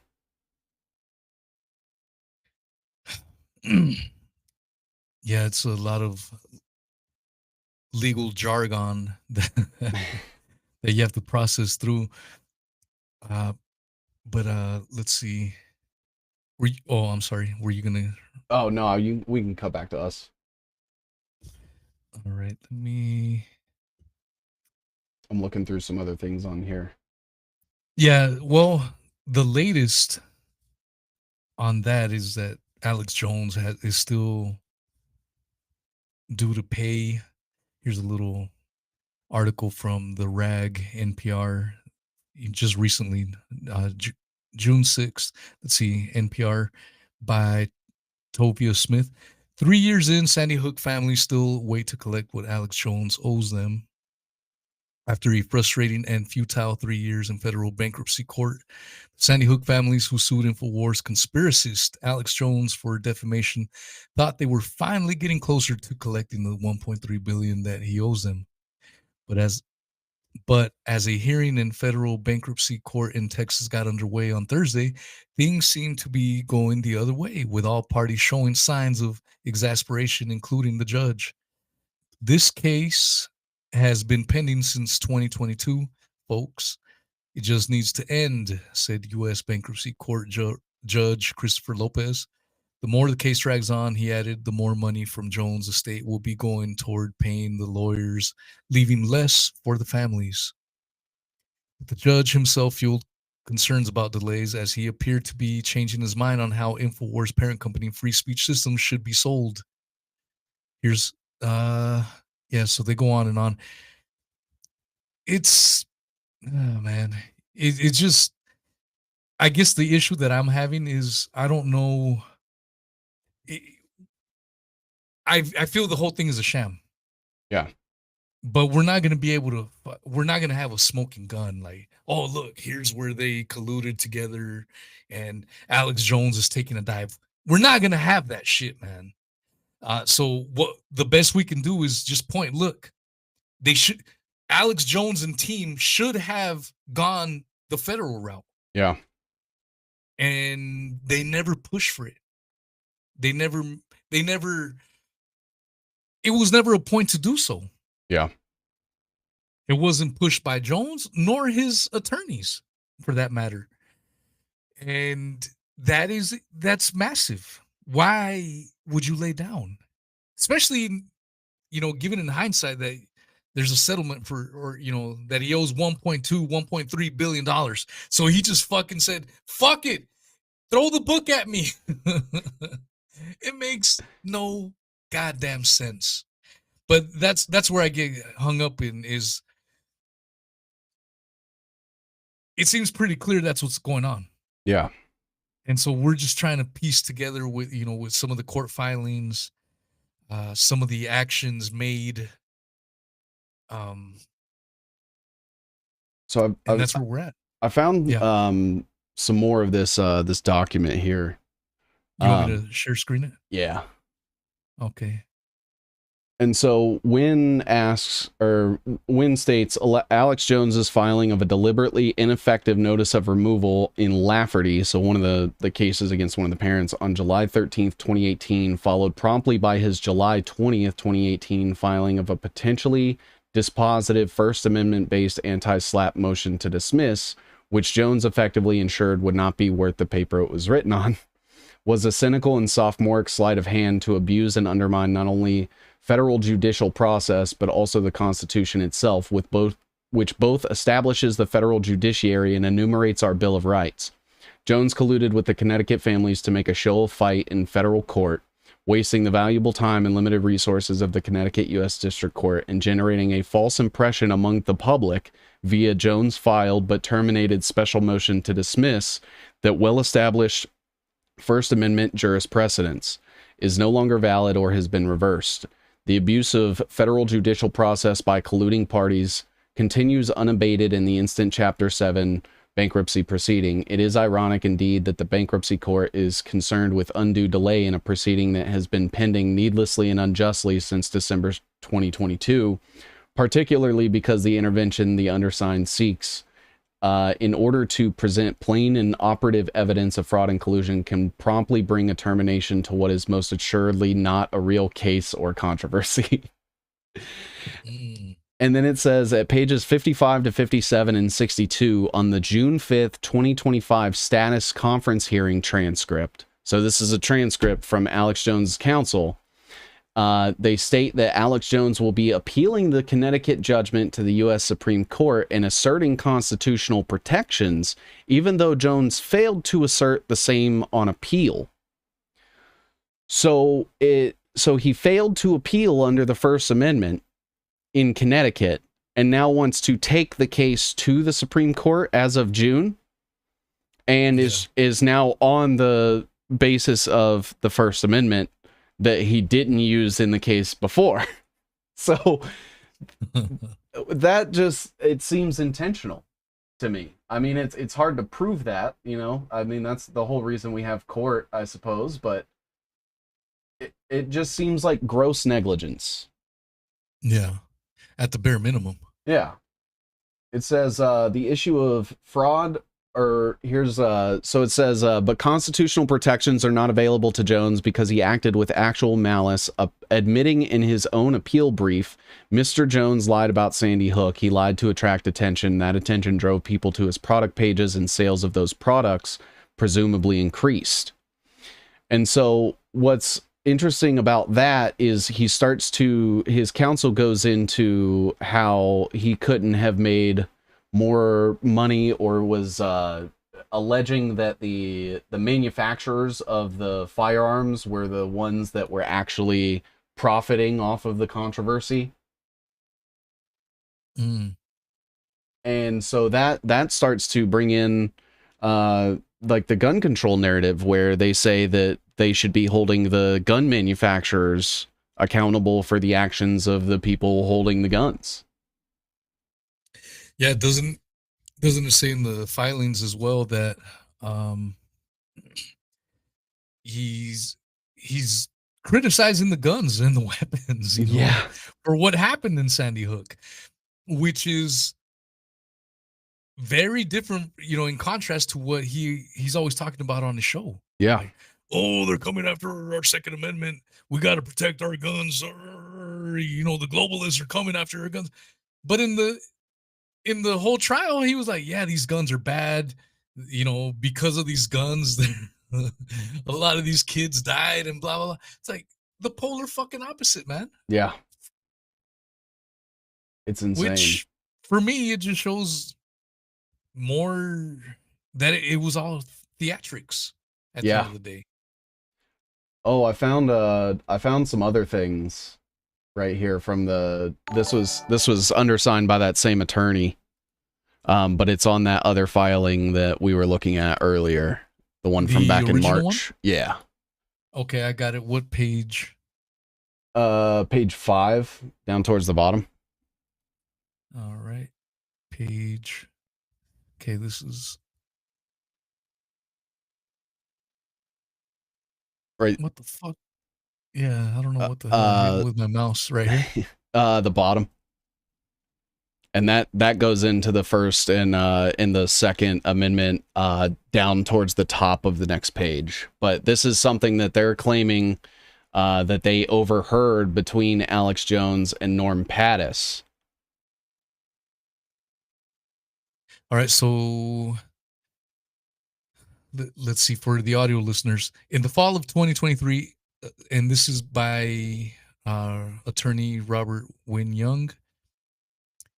In the fall of 2023, I heard Alex Jones and attorney Norm Pattis speaking in a cagey way on InfoWars about their Connecticut Sandy Hook appeal, and I decided to look into it. In then reviewing the trial and appellate court dockets in the matter of Lafferty versus Jones, and let's see, I promptly discovered a unequivocal evidence that Alex Jones, through the defense of the Connecticut Sandy Hook defamation cases with his very first responsive pleadings, i.e. by deliberately failing to claim the federal question jurisdiction when removing the related Lafferty and Sherlock, is that Sherlock? Yeah. Connecticut First Amendment lawfare cases to federal court. Indeed, as I came to learn in conducting further and diligent research, Jones doing so was part of a broader two-part and treasonous conspiracy to undermine or destroy our First and Second Amendments. And God so this lawyer of roughly 30 years, they actively share their bar. You can go look it up and everything, and they are willing to put their bar certification on the line by submitting that claim in good faith. Yeah. And then from there is where they start talking about the evidence that they have. And I think that's where we're going to get a lot of the stuff that we were looking for. Yeah. God damn. Yeah, it's it falls in line with what a lot of the things that we've been saying for a while now. Yeah. Everything is indeed fake and gay, man. And I thought, yeah, go ahead. That next section has like 5 or 6 different pieces of evidence that they're using to like corroborate their claim. On the file that I was just on? Yeah. The very next part where it says the evidence, and then it just starts like numbering all of it. Are you talking about right here? Back up at the top of page 6. Top of page 6 right here. Yeah, the evidence, namely... Oh, here we go. Here we go. Okay. All right. The evidence, namely, number 1, Alex Jones case filings in the Connecticut defamation cases, and 2, network, cable, and local TV station video footage and pictures from the day, time, and location of the alleged Sandy Hook mass school shooting, provides probable cause for reasonable minds to conclude that Alex Jones' capitulation and betrayal in the Connecticut Sandy Hook cases was the second and necessary stage of a massive two-part and treasonous conspiracy. In the first part, the horrific Sandy Hook school shooting story was concocted to turn legislators, laws, and American people against the Second Amendment. In the second part, Alex Jones and others took purposeful dives on bogus defamation claims to hand the Connecticut Sandy Hook plaintiffs a massive win that chills free speech, investigative journalism, and public participation in the political process. Indeed, Jones's loss, the outrageous $1.43 billion damages in judgment, reduced to 1.3 billion, appears largely designed to scare off and further improper scrutiny of the alleged Sandy Hook mass school shooting. Upon discovering confirming probable cause evidence of the two-part and treasonous Sandy Hook conspiracy, I became duty-bound as a state and federally licensed attorney who is oath-bound to support and defend the United States Constitution, to expose it. On November 1st, 2024, I began publicly pursuing a public advocacy case to expose the two-part and treasonous Sandy Hook conspiracy. And then he goes on to go on talk about everything what that actions he's done. he took. Yeah. I mean, that is pretty courageous. Yeah. I mean, you're putting your license, your reputation on the line because you think it's being mocked. You know, this is someone that believes in the Constitution, believes that because of all the shenanigans, not only with the Sandy Hook shooting, but then the mockery in the court system, it puts, in their opinion, democracy in danger, you know, and that's certainly a noble cause. Yeah. I don't know if I agree with it personally, because I think everything is indeed already fake and gay, but it's definitely a noble undertaking for sure. Yeah.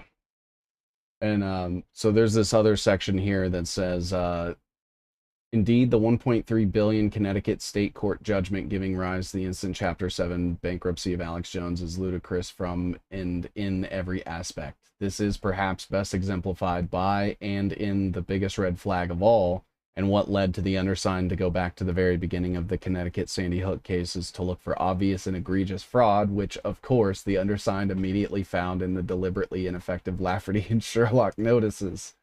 That being the outrageous and shocking admissions and statements Alex Jones makes on his June 2nd, 2023 appeal brief in the Consolidated Connecticut Actions, directly undermining both our First and Second Amendments.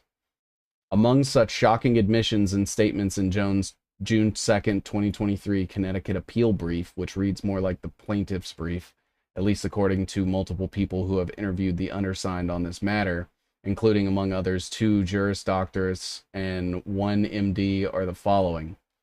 Jones lied from the very beginning of his coverage of the Sandy Hook shootings. This was a Jones appeal brief, admission page 32. So he basically is willing to put on record and set the legal precedence that he was lying the entire time that he claimed to have been doing investigative journalism.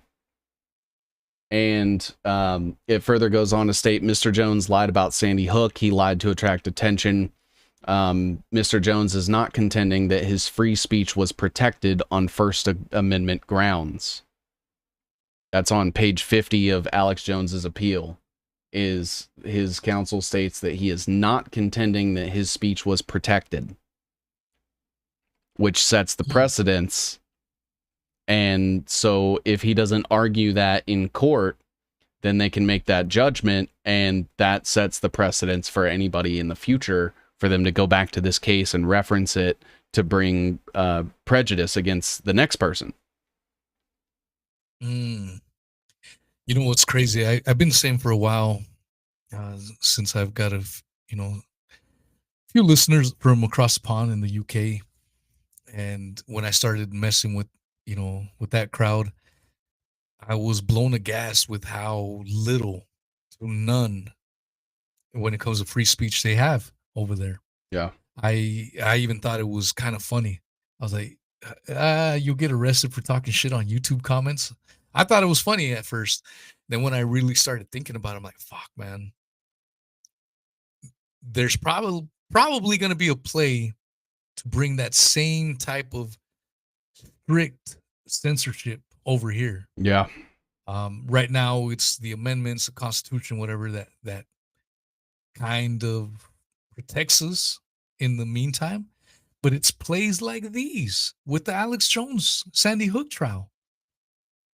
That's the sneaky way to slowly start eroding more of our civil liberties. Yeah.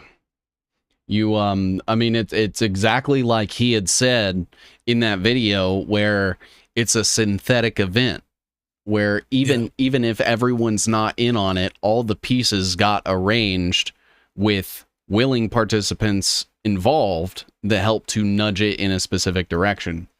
And you know, whether that means that the fault solely falls on Alex's legal counsel, which I would argue, you know, they committed gross negligence in attempting to represent their client, or he knew. And with everything that was on the line, I mean, you know, they were dragging this out for months and months and months. How many appearances did he have in court? Not one time through all of his investigative journalism and potential other court cases that he's had, or even just following the legal system, period, did he not think about that as an argument.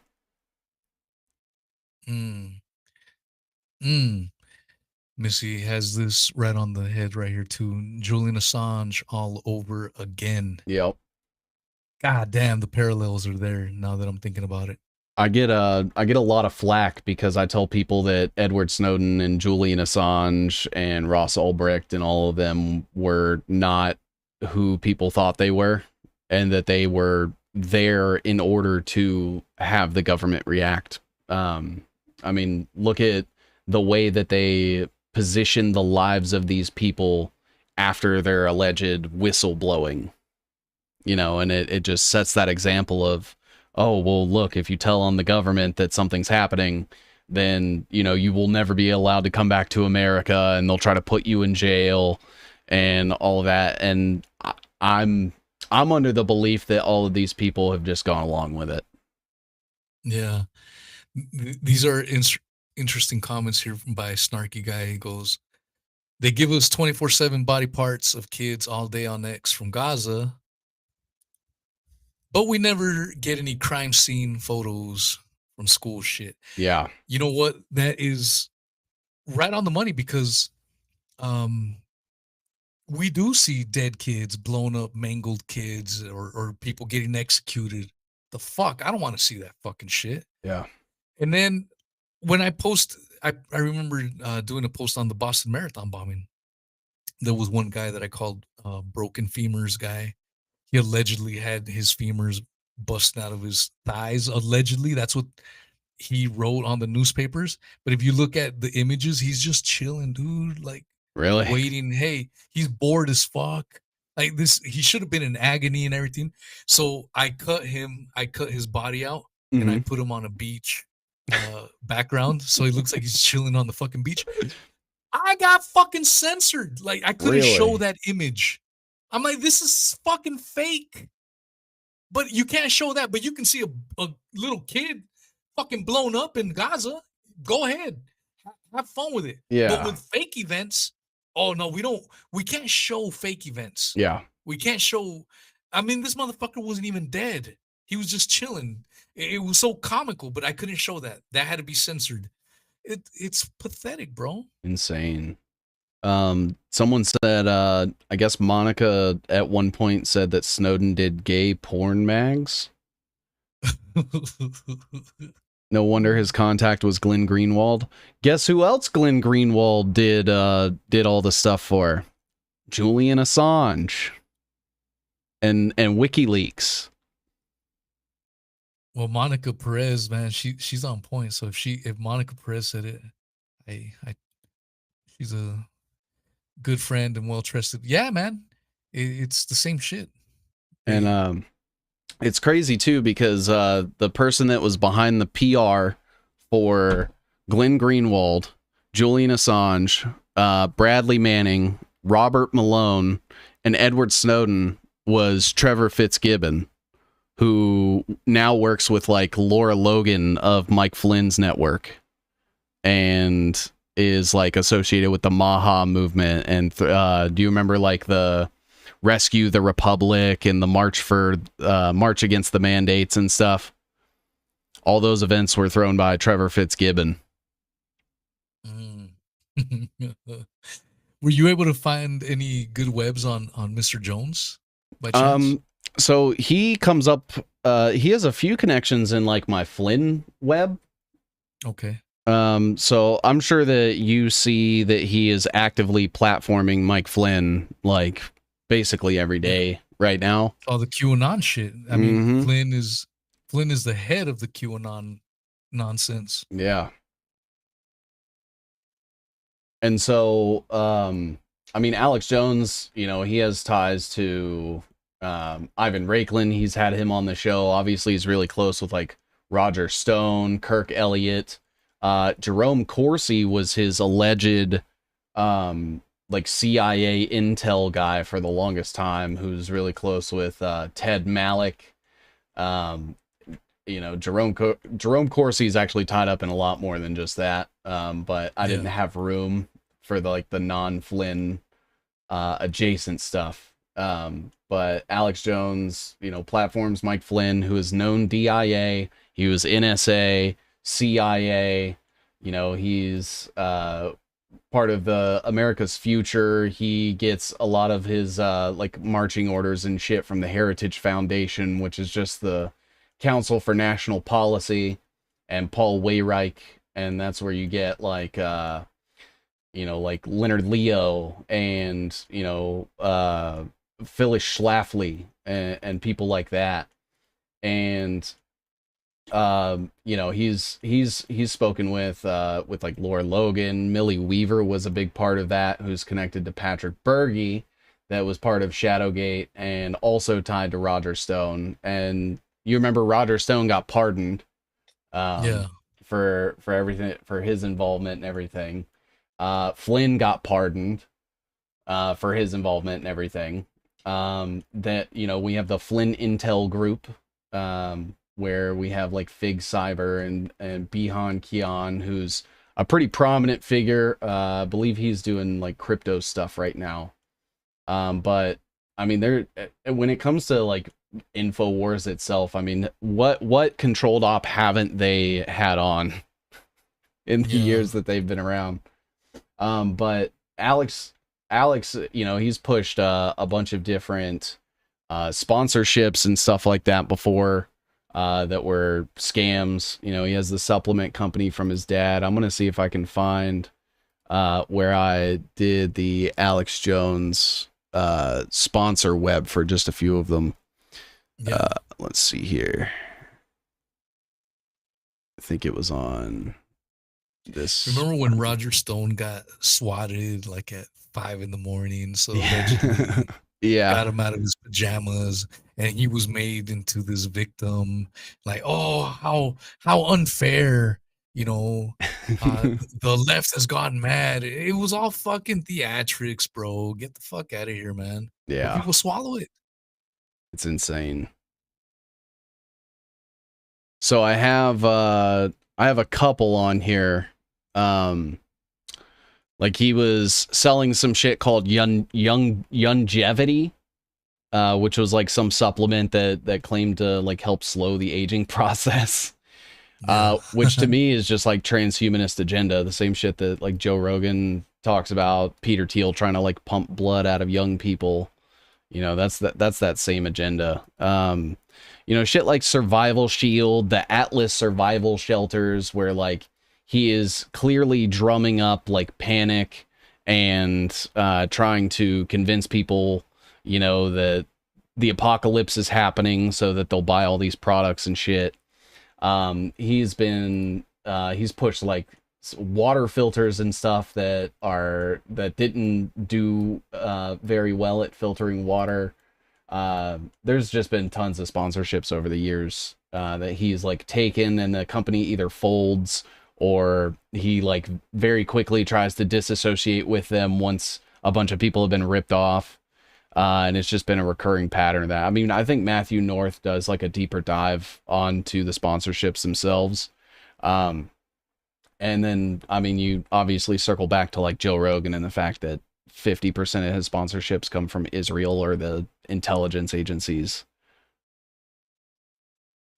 And yeah, And you have, I mean, how many clips are there of Alex Jones saying that he had this family member that was in the CIA, or this family member that was in intelligence, or another family member that was connected? I believe he's even said that like he has Masons in his family. Yeah. And remember, I was showing you the clips of Alex Jones in court. I'm gonna see if I could pull up that video again. But he talks about how he's made appearances on Israeli TV as well as Saudi Arabian TV. Oh wow. I mean, two people that were involved in 9/11. Yeah. And so for all the people that say, "Oh, Alex Jones, be nice to him. He's on our side," and yet he's doing appearances for Israeli TV and Saudi Arabia. I'm surprised he's not doing them for Qatar. Yeah, yeah. Laura Loomer seems to have a thing for the whole Qatar angle. Let me see. What was the timestamp? It's hilarious because that whole narrative falls apart the second that you realize that the Trump administration is full of people getting Qatari money, and they're all just still pro-Israel. I remember like digging into a few of them, and I said there's tons of money flowing in and out of the Trump administration coming from Qatar, and then like 4 months later they gave Trump a fucking jet, and I was like, see, I told you. That's exactly it, bro. All right, let's check this out. I've been on Saudi Arabian TV. I've been on Israeli TV. I've been on Brazilian television, Brazilian radio, Mexican TV and radio, and I've been on basically a lot.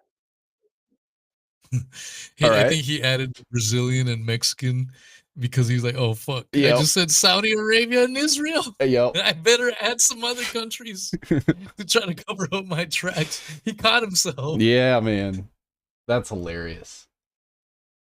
Yeah, because I mean, when it comes to anybody that watched Alex Jones back in the day, or even saw just a couple of clips, and then it is like the Sandy Hook trial was the switch where they were like, "Hey, because I feel like he's always been a bad actor, and I'll go on record as saying that. I believe someone once described him as a discarded Rockefeller asset. And I'm interested to one day eventually follow up on that. But it's very clear, you know, when you look at headlines that had come out about Elon like interfering in Alex Jones's trial and Trump giving statements and stuff, like there were definitely wheels that were being greased somewhere.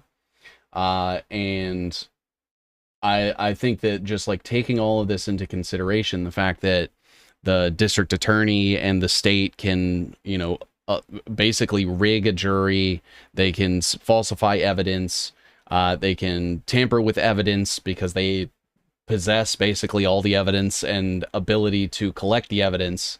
So when it comes to discovery, it's essentially like David versus Goliath. And you know, when you couple that with the fact that there was very clear instances of what I would consider gross negligence, other lawyers, I guess, would describe it as like deliberate self-sabotage. And I mean, even the fact that neither one of us have a legal degree, as far as I'm aware, and both of our first thought was, why didn't he take it to the Supreme Court? That all of that put together, and being able to throw those on to his bankruptcy case and saying, hey, look at how much money I owe, I'm going to declare bankruptcy. I think there's some compelling evidence to insinuate that there was definitely something bigger at play. Do you think Alex knew? Knew about what exactly, though? That the way his legal counsel would handle the case would end up basically tanking it for him. I feel he had to be part of it. Yeah. You know, and what makes me say that is, look at his tune now. Yeah. Look at his tune currently. You know, someone that felt like he got betrayed by his counsel, or in my opinion, he would not be acting this way. Yeah. Fuck them, man. I hired these bitches and they fucked me over. Now I'm fucked. I owe 1.5. Instead, he's like, oh, I got some dick pills. They're the best dick pills you ever seen.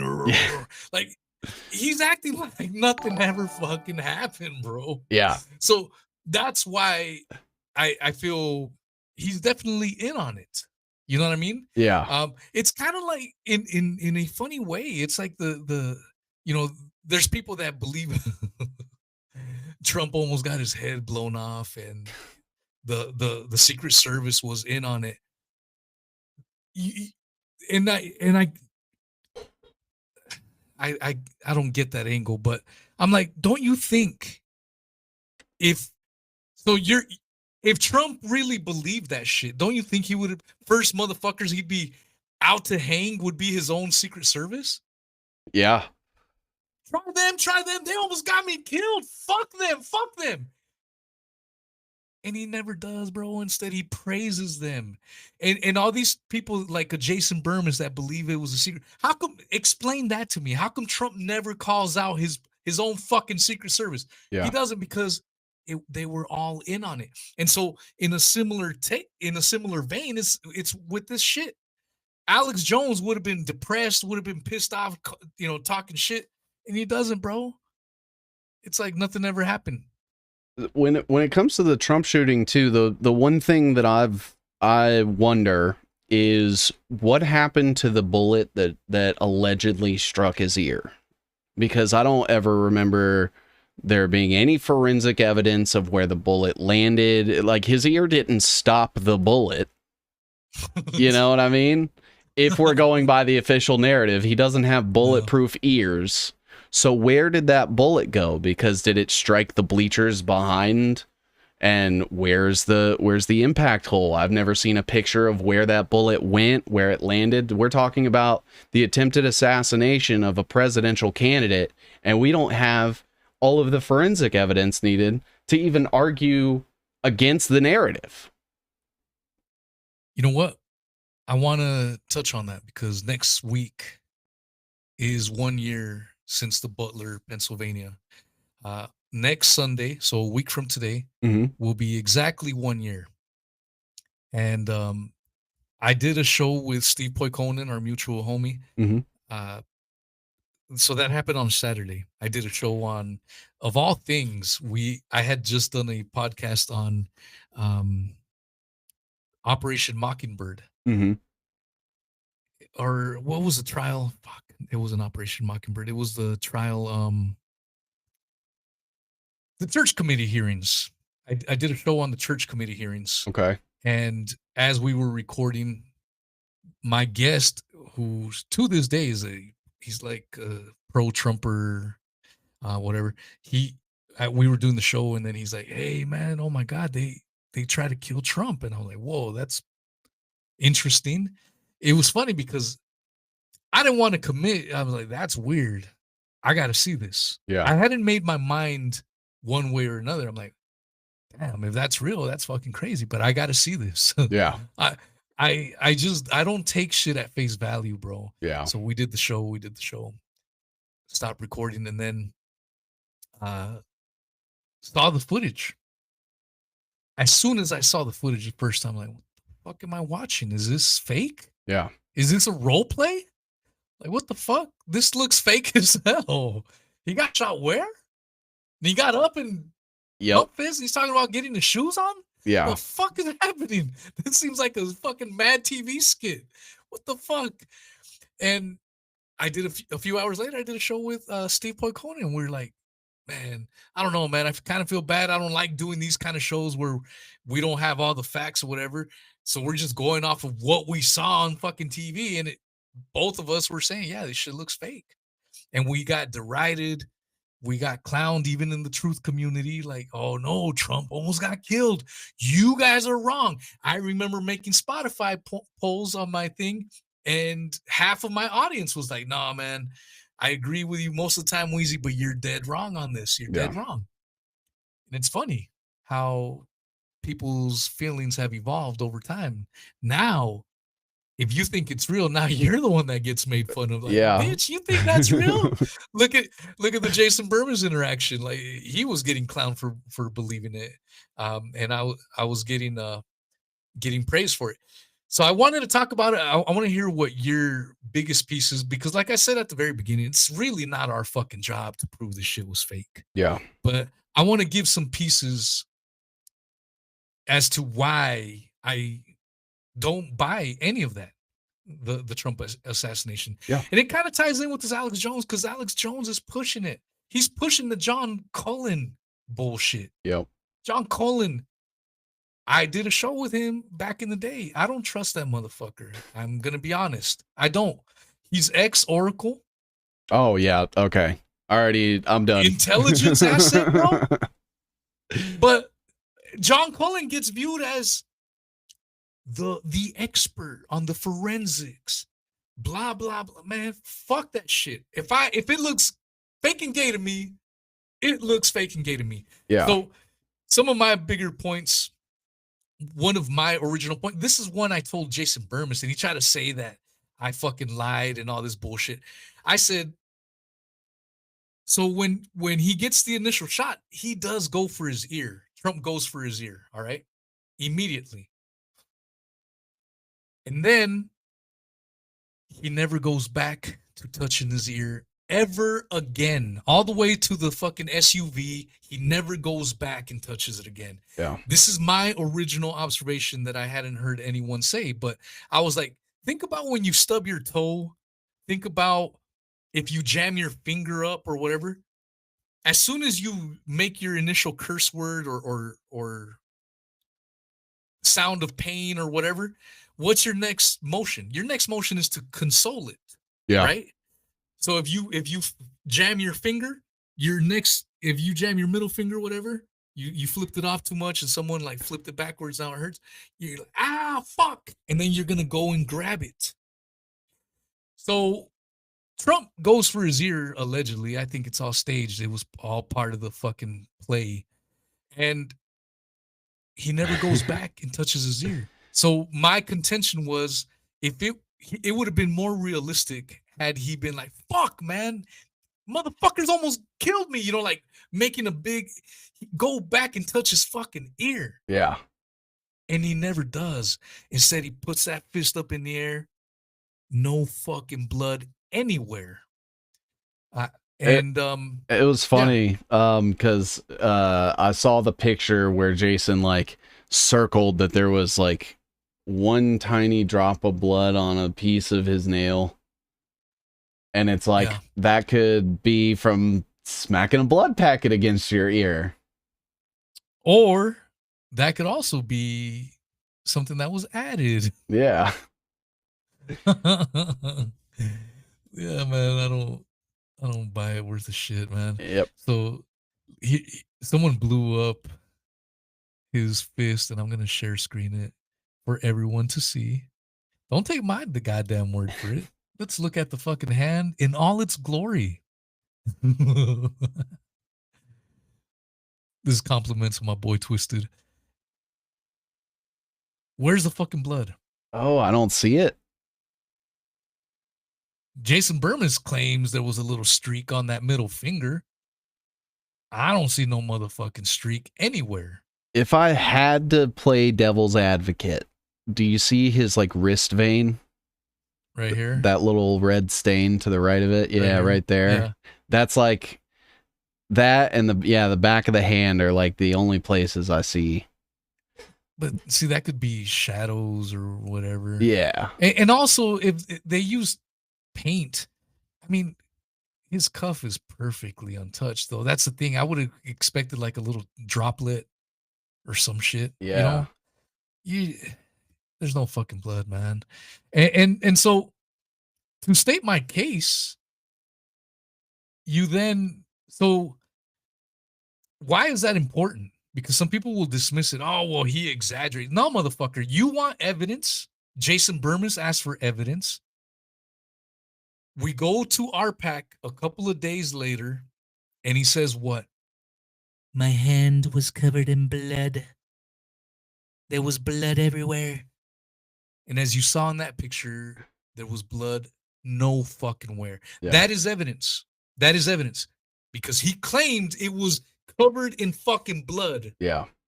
You could have given him the benefit of the doubt if there was a little bit of blood stains here and there. All right, he exaggerated. But when you don't have any fucking blood, that is evidence that it was fake and gay. Yeah.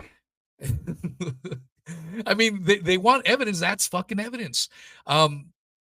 So that to me is one of the big pieces. The other big piece, remember when we did the show last time around, I showed you that little fat Secret Service chick that couldn't holster her gun. Yeah. That is another piece of evidence. How the fuck can you get to be a Secret Service agent and not one of these Secret Service agents that are snipers on top of fucking rooftops, right there with the fucking president, standing right by him, and you can't holster a fucking gun? That is evidence. My conclusion is that little fat bitch was a makeup artist. I believe so you it. want fucking evidence, bro. And I mean, too, you would think that just naturally that with the job of Secret Service that they would want people as big as possible. Each body protects more of the mass of the president. Yeah. My main thing is the thing that I always hear back is how could they have possibly faked the shooting? And I always go back to 9/11, where they blew up multiple skyscrapers in broad daylight in downtown New York in full view of everybody and killed 3,000 people. So everyone's always like, oh, so they just killed a firefighter? Probably. Yeah, probably they killed one guy because they kill thousands of people every fucking day. These are the same people that push war. These were the same people that pushed COVID vaccines. All of it. They were the same people that got us into Vietnam, where not only tens of thousands of Americans ended up dying, but how many hundreds of thousands of Vietnamese? Yeah. They don't give a fuck. So this whole thing, oh, so they would kill one firefighter? Yeah. Yes, they fucking would. They pushed Operation Warp Speed. The Trump administration pushed Operation Warp Speed. They don't give a fuck about you or I. We are disposable assets, man. Yeah. I guess when you've been in this game for a while, man, it almost seems like it's like a stupid, when I see these questions, and I guess it bothers me more from people that have been in this game for a while. I'm like, are you fucking retarded? Yeah.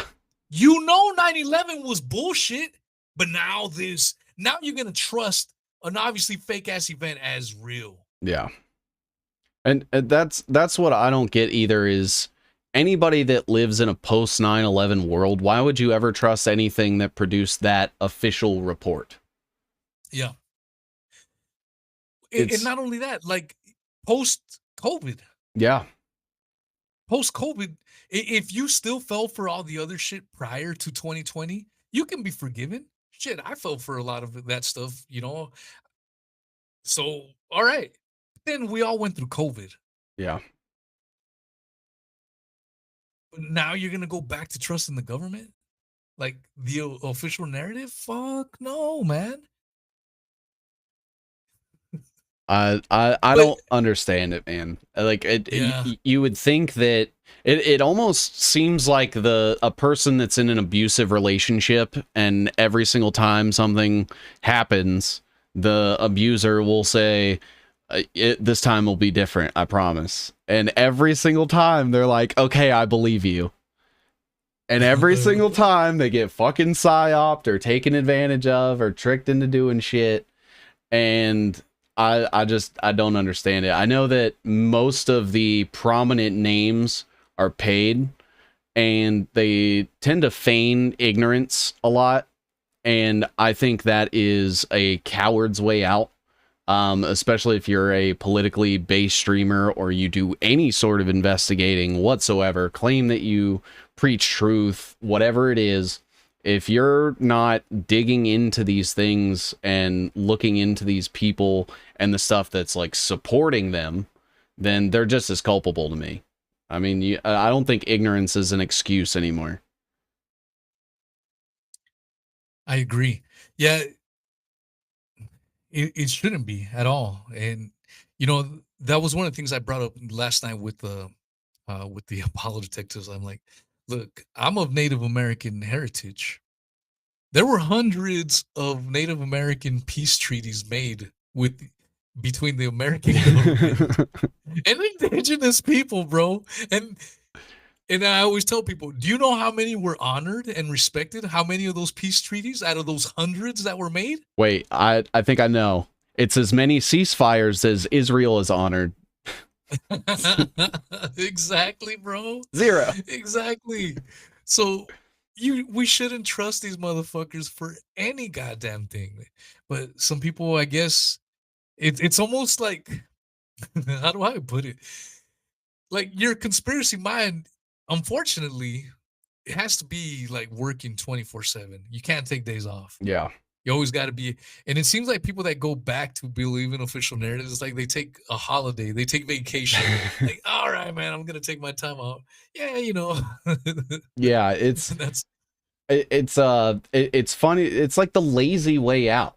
It's like, hey, I established myself by kind of doing stuff when it was, underground, and I might have gotten a YouTube canceled or something, and that might have disenfranchised them or jaded them, but it was at that point that they decided to sell back out to the narrative that their character went out the window. It's like you can't sit there and say that 9/11 was an inside job for 10 years and then automatically say that the government is going to have anybody's best interests at heart whatsoever.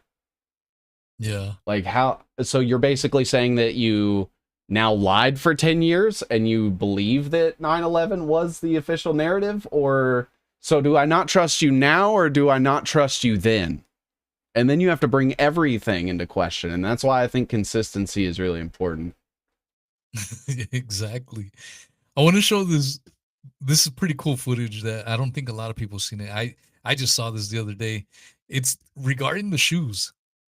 Remember how when Trump gets up, he's like, let me get my shoes. Yeah. Let me get my shoes. I never saw this clip.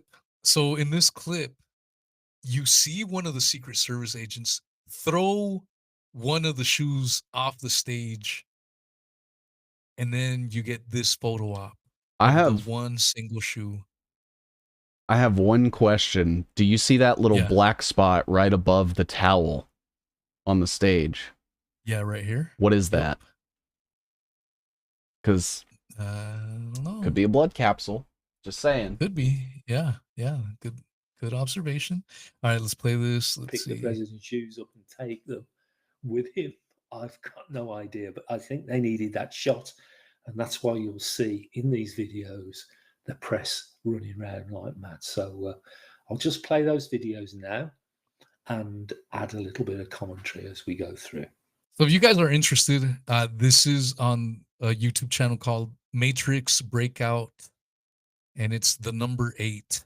So Matrix space Breakout 8. This guy does a pretty good, solid breakdown of it, of the Trump assassination as well. Okay. All right. 20 million people. And that's a little bit old, that chart. That chart's a couple of months old. And if you want to really see something that's said, take a look at what happened.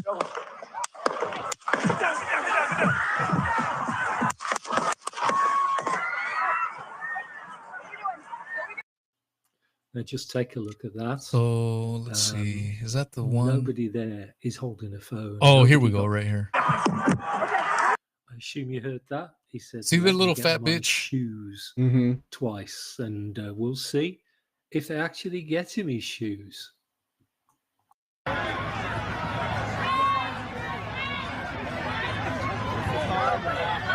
Get that son of Look at that. Oh. You see that? You see that? Get my shoes twice. He and, threw it off we'll the see stage. if they actually get him his shoes.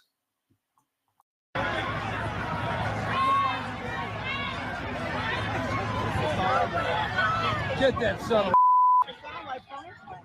They kicked it off the Bam. stage. I'm not sure if you saw that Yep. then. It was very quick, but watch what this person does here. Picks the shoe up. She Look tripped. at that. Look at her. Just tosses his very expensive shoe off the platform onto the grass. I assume to leave one shoe on the platform.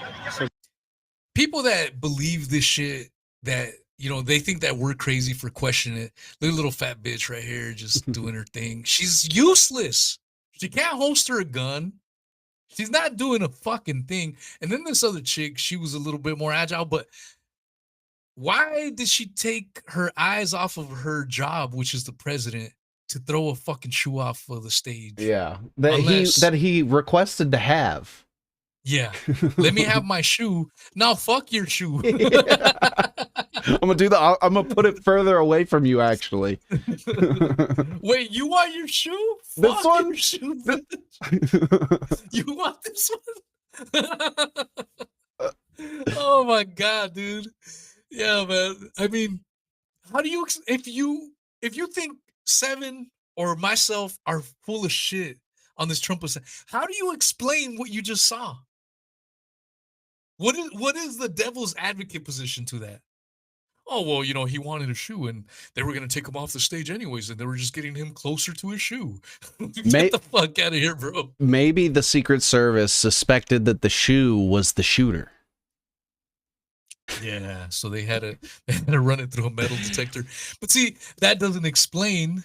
Let's go that money shot. Remember that before he started showing that those scenes, we go right here. Look at this. This is what you got out of it. By throwing that one fucking shoe down the stage, you get this money shot. imagine a very, very Now let me get my shoes. Nah, bitch, you're gonna be shooting Trump today. Yeah, man. So someone in my chat also brought up like the photographer. Right? Like what do you remember when we were talking about nukes and I was like, what are the odds that the same guy that took those high-speed pictures of the nukes and also was the guy that reviewed the Zapruder footage and apparently helped NASA develop film for the moon landing and also photographed the Loch Ness Monster, what are the odds that those were all the same guy? And it's the same case here, whereas the same photographer that I know they did the Bush in the classroom. When they're like 2 or 3, was he the Boston bombing photographer? Is that right? No. So Douglas Mills was the guy that was at the Sarasota Elementary School where George Bush was the morning of 9/11. Yeah. And it's that infamous picture where Bush is sitting in the classroom and then someone leans in to tell him about 9/11. That picture right there, see, as soon as I described it, you already know which one it was. That's Douglas Mills. Yeah. Douglas Mills then goes on to Butler, Pennsylvania, and allegedly catches the bullet whizzing by his fucking ear. Yeah. With a 20 frames per second camera.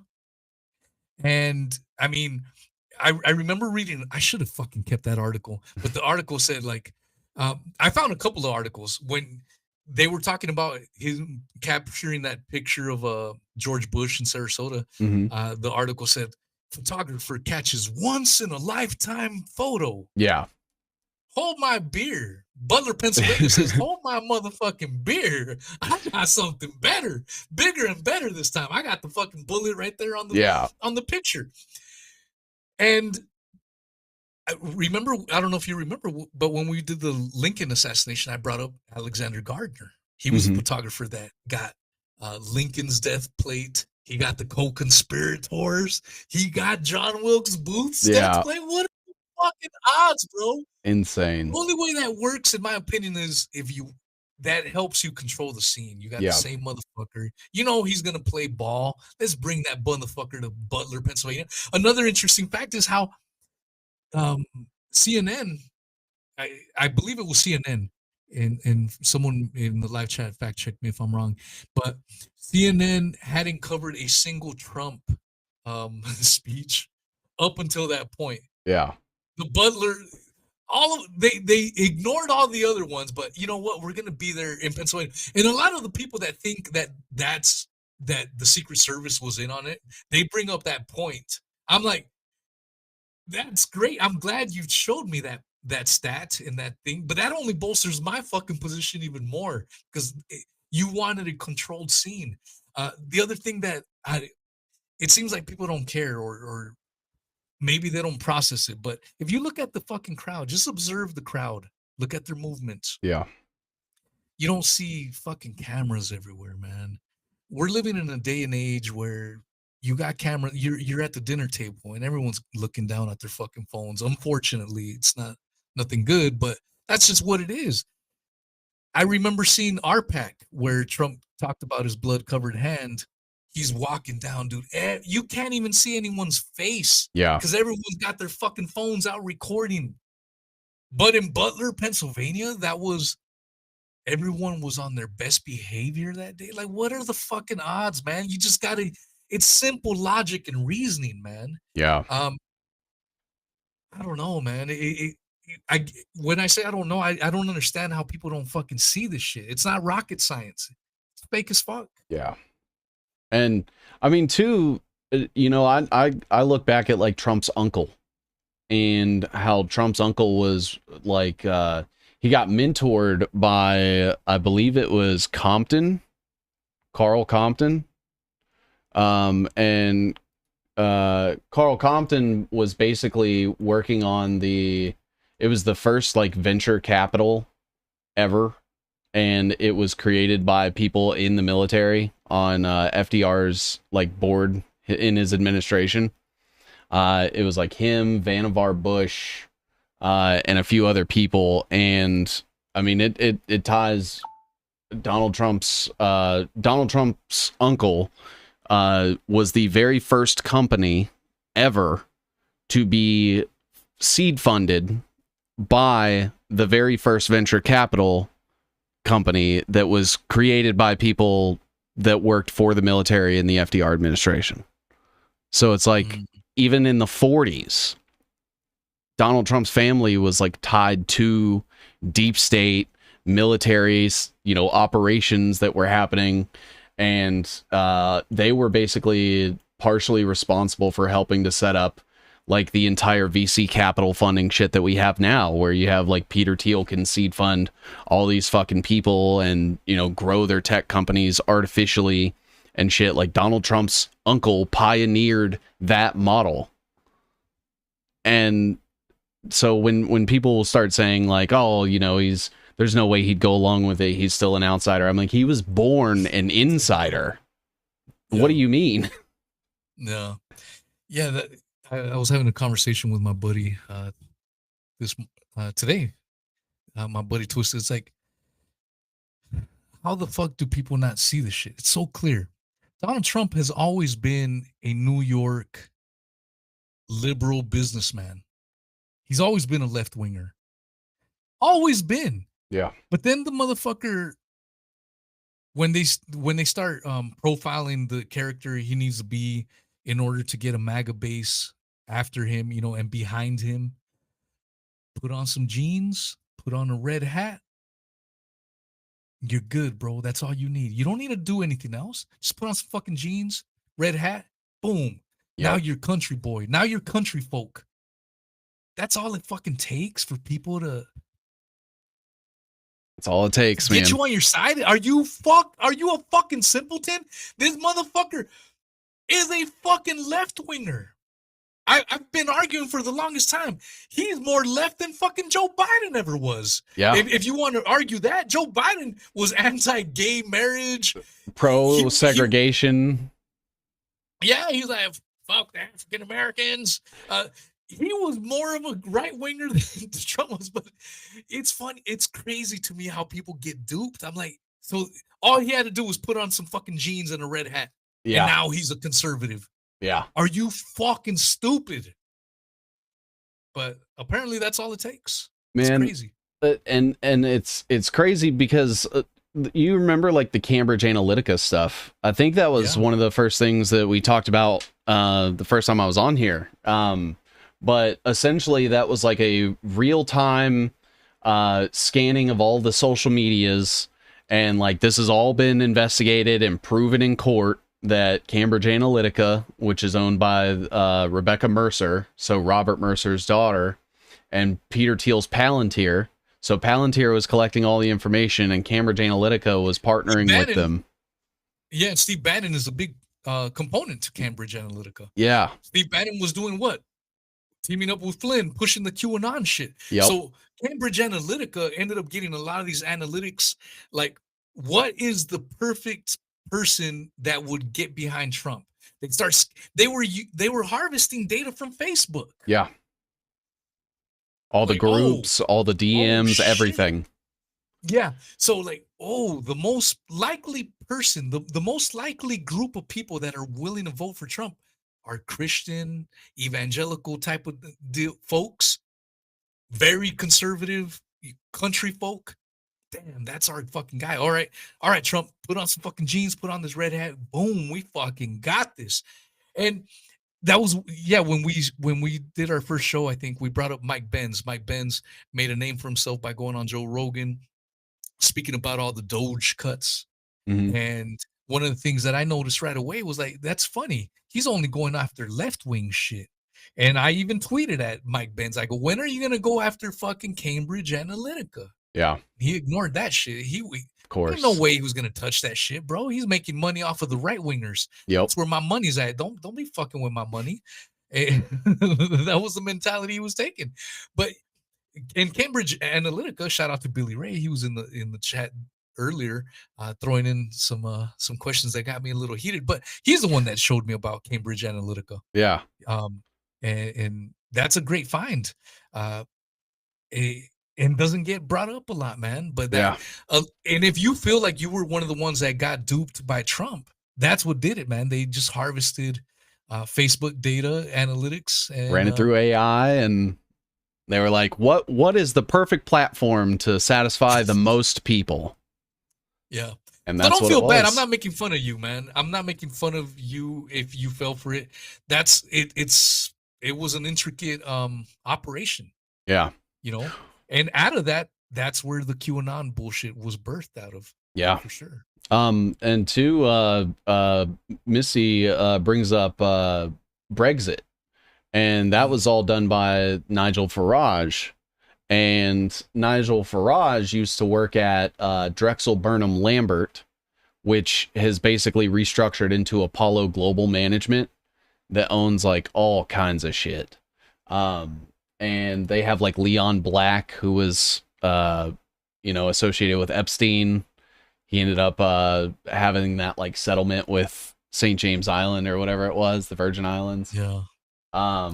And so that Drexel Burnham Lambert was run by this dude named Michael Milken, who, like leveraged buyouts, how it's like basically like a predatory corporate thing where a company will buy up like 51% or more of a company and then use that to like play hardball with them and tell them what to do and eventually consolidate them. So Drexel Burnham Lambert was like, they basically created that method of leveraged buyouts, and they were found guilty for fraud from the SEC. And so Michael Milken was found guilty of fraud, and Trump ended up pardoning him. And, during, I can't remember if it was like during the early 2000s or the early 2010s, when that happened, but Drexel Burnham Lambert then restructured largely into that Apollo Global Management. And then all the people tied with that are all, connected to a bunch of other things. And one of them tied directly to Epstein. Oh, shit. Yeah. Oh, shit. I got some more good shit from the Trump assassination. Okay. This is posted on the Twitter feed by Victory Gin, which is a reference to the whole 1984. She sent this.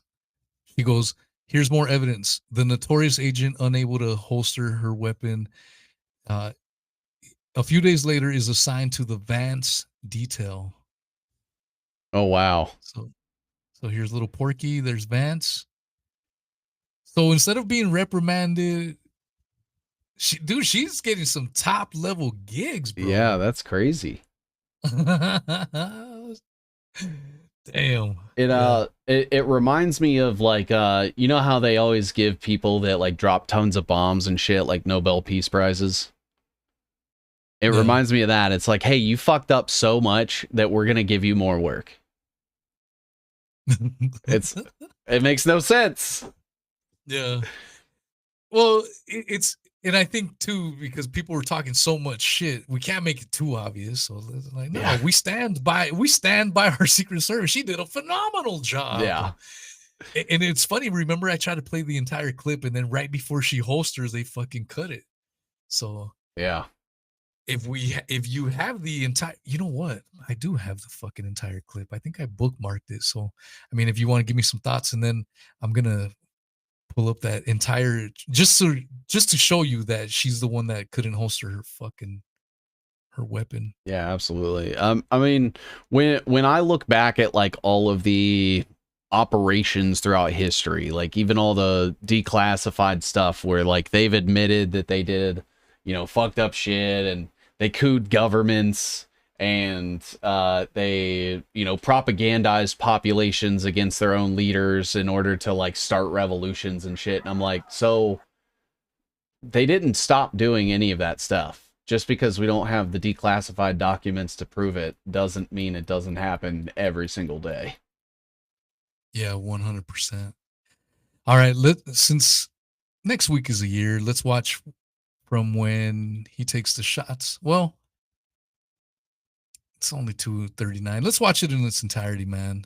And if you've seen this a million times, just look at somewhere else in the screen. If you've never seen this area and there, just look at it, man, and think about it. All right. Where's the goddamn volume? Oh, okay. Here we go. If you want to really see something that said, take a look what happened. Look at her. It's like, oh shit. Okay, I guess I sit down now. Like, where did that bullet go? See, some people make a big deal out of the hydraulics getting shot at. First of all, what are the odds a fucking bullet is going to hit a tiny 1-inch hydraulic line? Let's be realistic. And it's so far off target. Would it be more real? Yeah, would it be more probable that it was wired to, you know, with a little device to pop the line to give it that realism effect? Yeah. I think that's hella more probable. But continuing on, and it's funny how so many people are just standing around like just casually. If shots were really ringing out, maybe it's in the hood that they only do this, but I have to imagine a lot of these white folks are familiar with guns and shit. Yeah. You fucking duck, man. You ain't standing like, oh, what's going on? Oh my God. Another thing too is how many speeches has Trump or any modern president given that wasn't behind bulletproof glass? Yeah. Yeah. And if you notice, there's not, I mean, we're not talking about tens of thousands, bro. And that's the other thing. I feel when he says, you know, and if you really want to see something, you know, that to me was the cue. All right, shit is about to go down.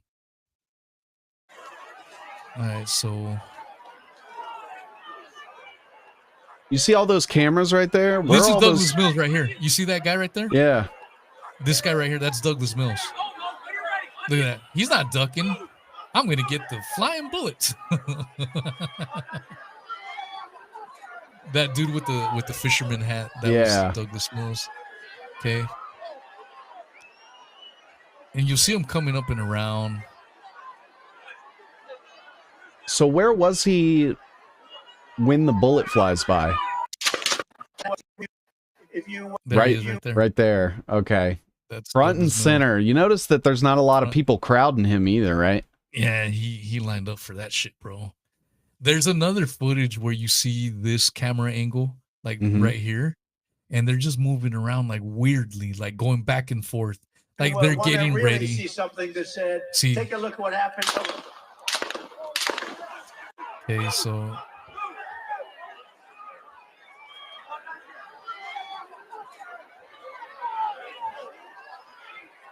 they're just standing around.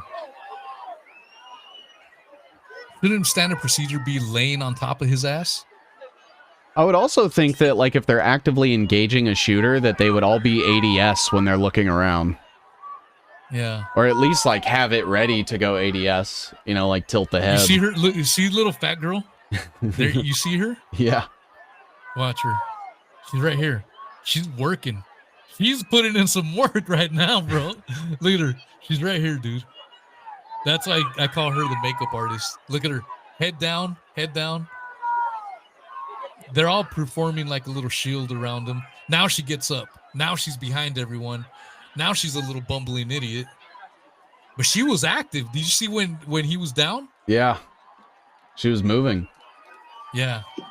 See, here she is. All right. Let me check the ear again. All right, you're good. All right. That was the other thing that I noticed.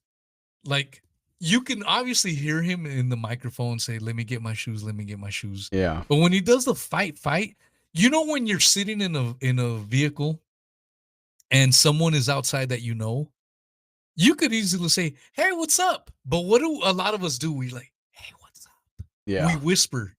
And this is what he's doing, bro. How come no one has caught this shit, bro? Here we go. Watch, she's going to whisper the fight instead of yelling it.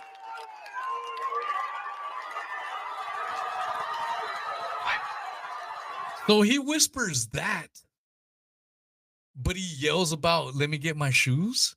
Yeah. You see what I'm saying? It makes no fucking sense. He was more...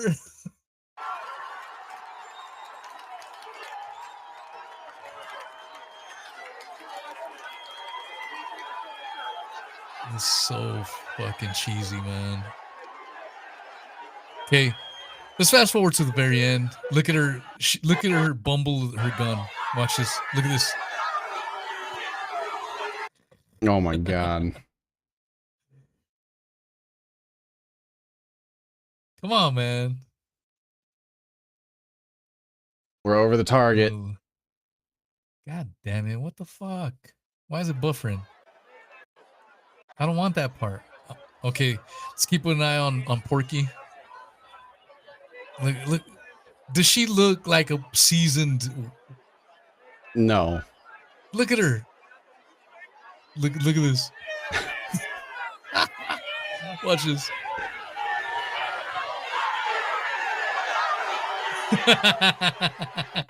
Did you see that? Insane. Oh, fuck. She just gives up on holstering it all together. Yeah, she's like, fuck it. There we go. You got it now.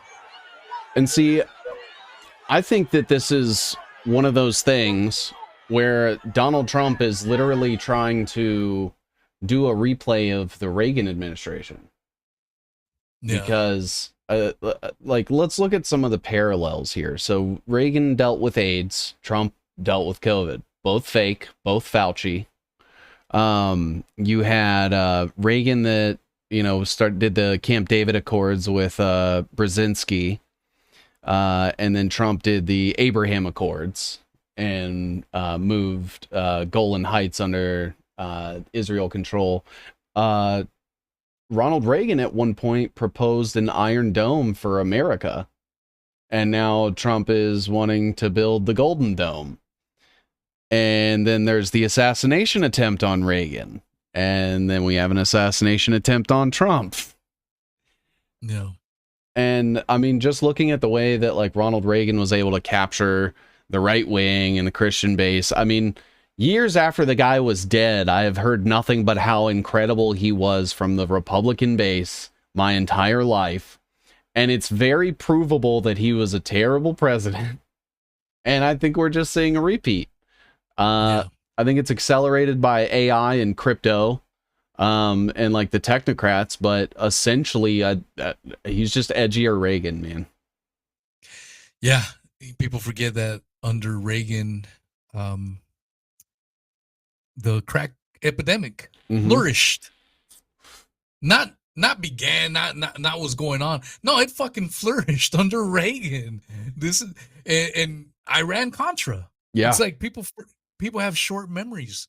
Like, this is your rock star, this is your hero, this is the guy, this is the hill you're gonna die on, fucking Ronald fucking Reagan. Yeah. And it's also funny because under the Reagan administration, my parents became legal citizens. They were illegal immigrants. And so a lot of these people are like, oh, deport them all. Ronald Reagan, Well, your fucking president gave my illegal immigrant parents fucking citizenship. Shouldn't you be mad about that? You get mad about all this other shit. Oh, it's just funny how people will overlook certain shit, or it's like what we were talking about the other week, man. People don't stay true to the shit that they believe in or espouse. Yeah. Yeah. I know some people got triggered with some of the shit we talked about last week. And I don't try to trigger anyone, man. I want to make it a point. I think some of the newer listeners like, oh, you're always saying shit. I agree with you 90% of the time, but then you have to say some shit that pisses me off. I don't do it on purpose, man. We don't have to see eye to eye on every goddamn thing. Yeah. That's just natural, you know? That's just what it is. Yeah. You got any thoughts, my man? I feel like we could go a little bit longer, but I do got to wake up at 2 in the goddamn morning. Yeah, man. Get your sleep. So, got to wake up and grind and fight the good fight again tomorrow. So, yeah. No, obviously, man, we still got to get some ideas. Maybe that'll be the poll question. What should be our maybe bi-monthly show that we do? Yeah. Maybe do some current events or whatever. I'd love to basically break down why everything is fake, like as it's happening week to week, and kind of try to make predictions. Even if I'm wrong, fuck it, you know. I'm down, bro.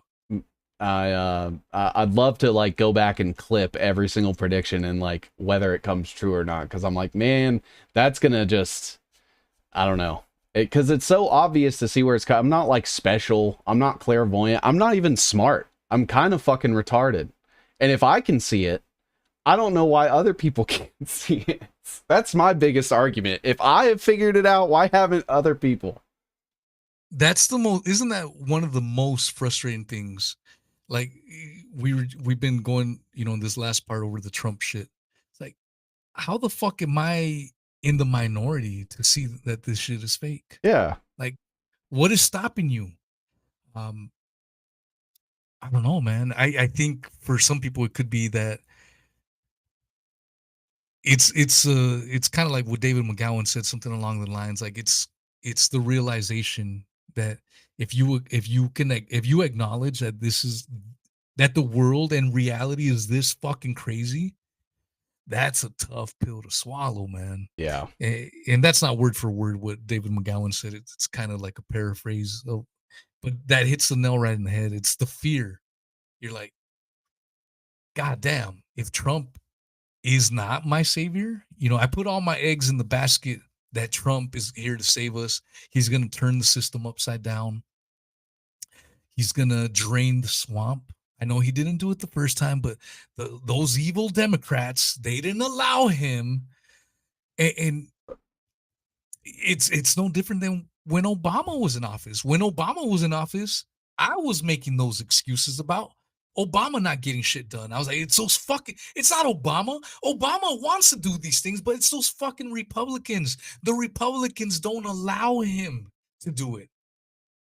And boy, was I a fucking retard thinking that way. And so I think some people are scared. They're like, fuck, if Trump isn't there, that means we're all alone. And that's scary for a lot of people. Yeah. But it doesn't have to be scary. It doesn't. You just have to say, look, yeah, we have no fucking saviors. Doesn't matter if it's a fucking MTG, Robert Massey, any of these people that speak things that sound good to us. No, fuck them all, bro. We Yeah. have ourselves. Yeah. Worry about you and yours, your family. Develop those relationships with your neighbors, because that's all we have. We Yeah. really, you know, I think that's why you and I get along good, man, because we we know the technocracy is before us. Yeah. But we're not crying about it. We're like, we just got to live with it. Yeah. You gotta adapt with it. You know what I'm saying? And a small way to fight back, in my opinion, maybe you may view it different, is with us doing these little shows, we're trying to wake people up. Yeah. Look, yeah, we're fucked, but it's not the end of the world. Well, in waking people up, man. I kind of see it as like, I would appreciate if somebody told me how fucked I was before I was that fucked. Yeah. So that's what I'm trying to do for other people. Yeah, there might not be a 100% bona fide way to escape the shit that's coming. But don't you want to know that it's coming? Who wants to be blindsided by something like that? And, you know, if I can make one person at the end of the day, at the end of all of this, say, hey, what you said really helped me. I realized I didn't fall for X, Y, and Z. You know, there's tons of people in this space that were, you know, I wasn't around at the time. I was fucking off and playing video games and being a normie, but COVID.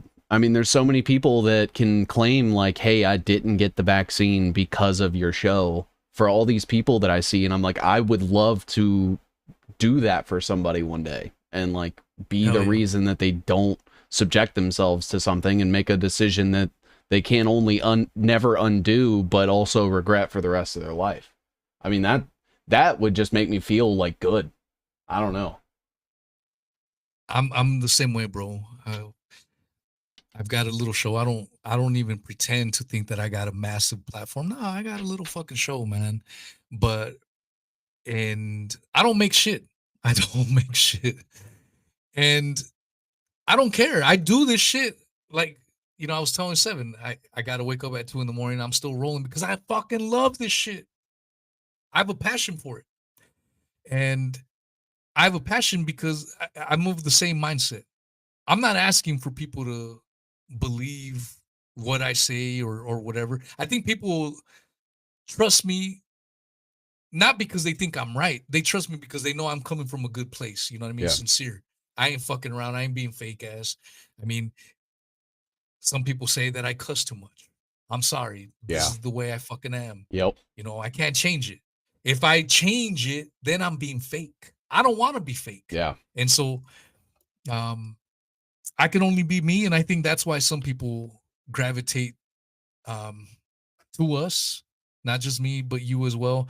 They see the authenticity. They may not agree with everything we say, and that's fine. Yeah. But I think at the end of the day is you see the sincerity, and the sincerity of it is if we can wake up just a couple people, man, and be like, damn, man, I don't agree with your takes on this or that or whatever, but because you made me inquisitive and you made me research shit, I ain't gonna fall for the next fucking pandemic. Yeah. Then that's a win. That's a win right there.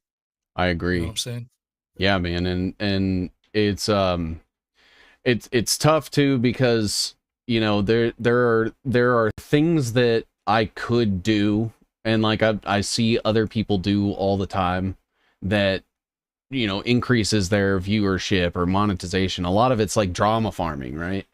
Where somebody will have like a personal falling out with somebody, and it's like both of you guys are supposed to be covering politics, and instead you're debating about, you know, like intrapersonal feelings. And it stops being about truth and it starts becoming about ego. And I'm like, look, guys, I'm not here to make friends. I'm not here to start fights with people. It's, are you telling the truth or are you not telling the truth? And that will determine whether or not I like you. Yeah. I like a good debate. I'll challenge a motherfucker like I was trying to challenge Jason Burmis or any of these clowns. But the reason I wanted to debate Jason Burmis is because I feel what he's doing is dangerous. Yeah, I mean, it's not because I want to show him up. Yeah. Yeah. It's not because I want to show him. I know I would ragdoll him. Let's put that shit aside. I know I would ragdoll him. Yeah. And I think he knows that too. That's why he didn't take me up. But I didn't want to debate him for that reason. I wanted to debate him like, no, motherfucker. People need to know that the Trump assassination was fucking fake. Yeah.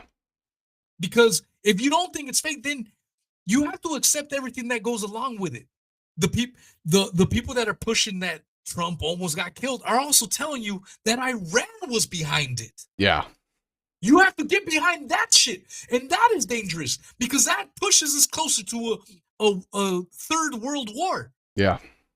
And therefore, it is dangerous for this fucking bullshit. So the whole Jason Bermas pushing that he almost got killed and all this fucking shit, he also has to say that Iran was behind this shit as well. Yeah. And that is dangerous. And so that's why I wanted to debate him. It wasn't to show him up or any of this fucking bullshit. No, yeah. It's to get to the fucking truth of the matter. You know what I'm saying? Yeah, and I mean that's sort of the point is you know, it's no secret that I've like gotten into it with Ian Carroll a couple times, and I don't have anything personal against him, right? It's just I see him lying about something and I say that he's lying. And that shouldn't, I don't know, man. There were so many accusations of like jealousy and shit, and I'm like, man, I would love for him to just say the truth and have as big a following as he does, and I wouldn't give a shit. But it is the big following coupled with the blatant lying, like saying that, you know, he fucking endeared people to Trump and Elon and all these other people, you know, refused to cover Peter Thiel. And I'm like, dude, you can't say that Donald Trump is going to be good for the country because factually he is not.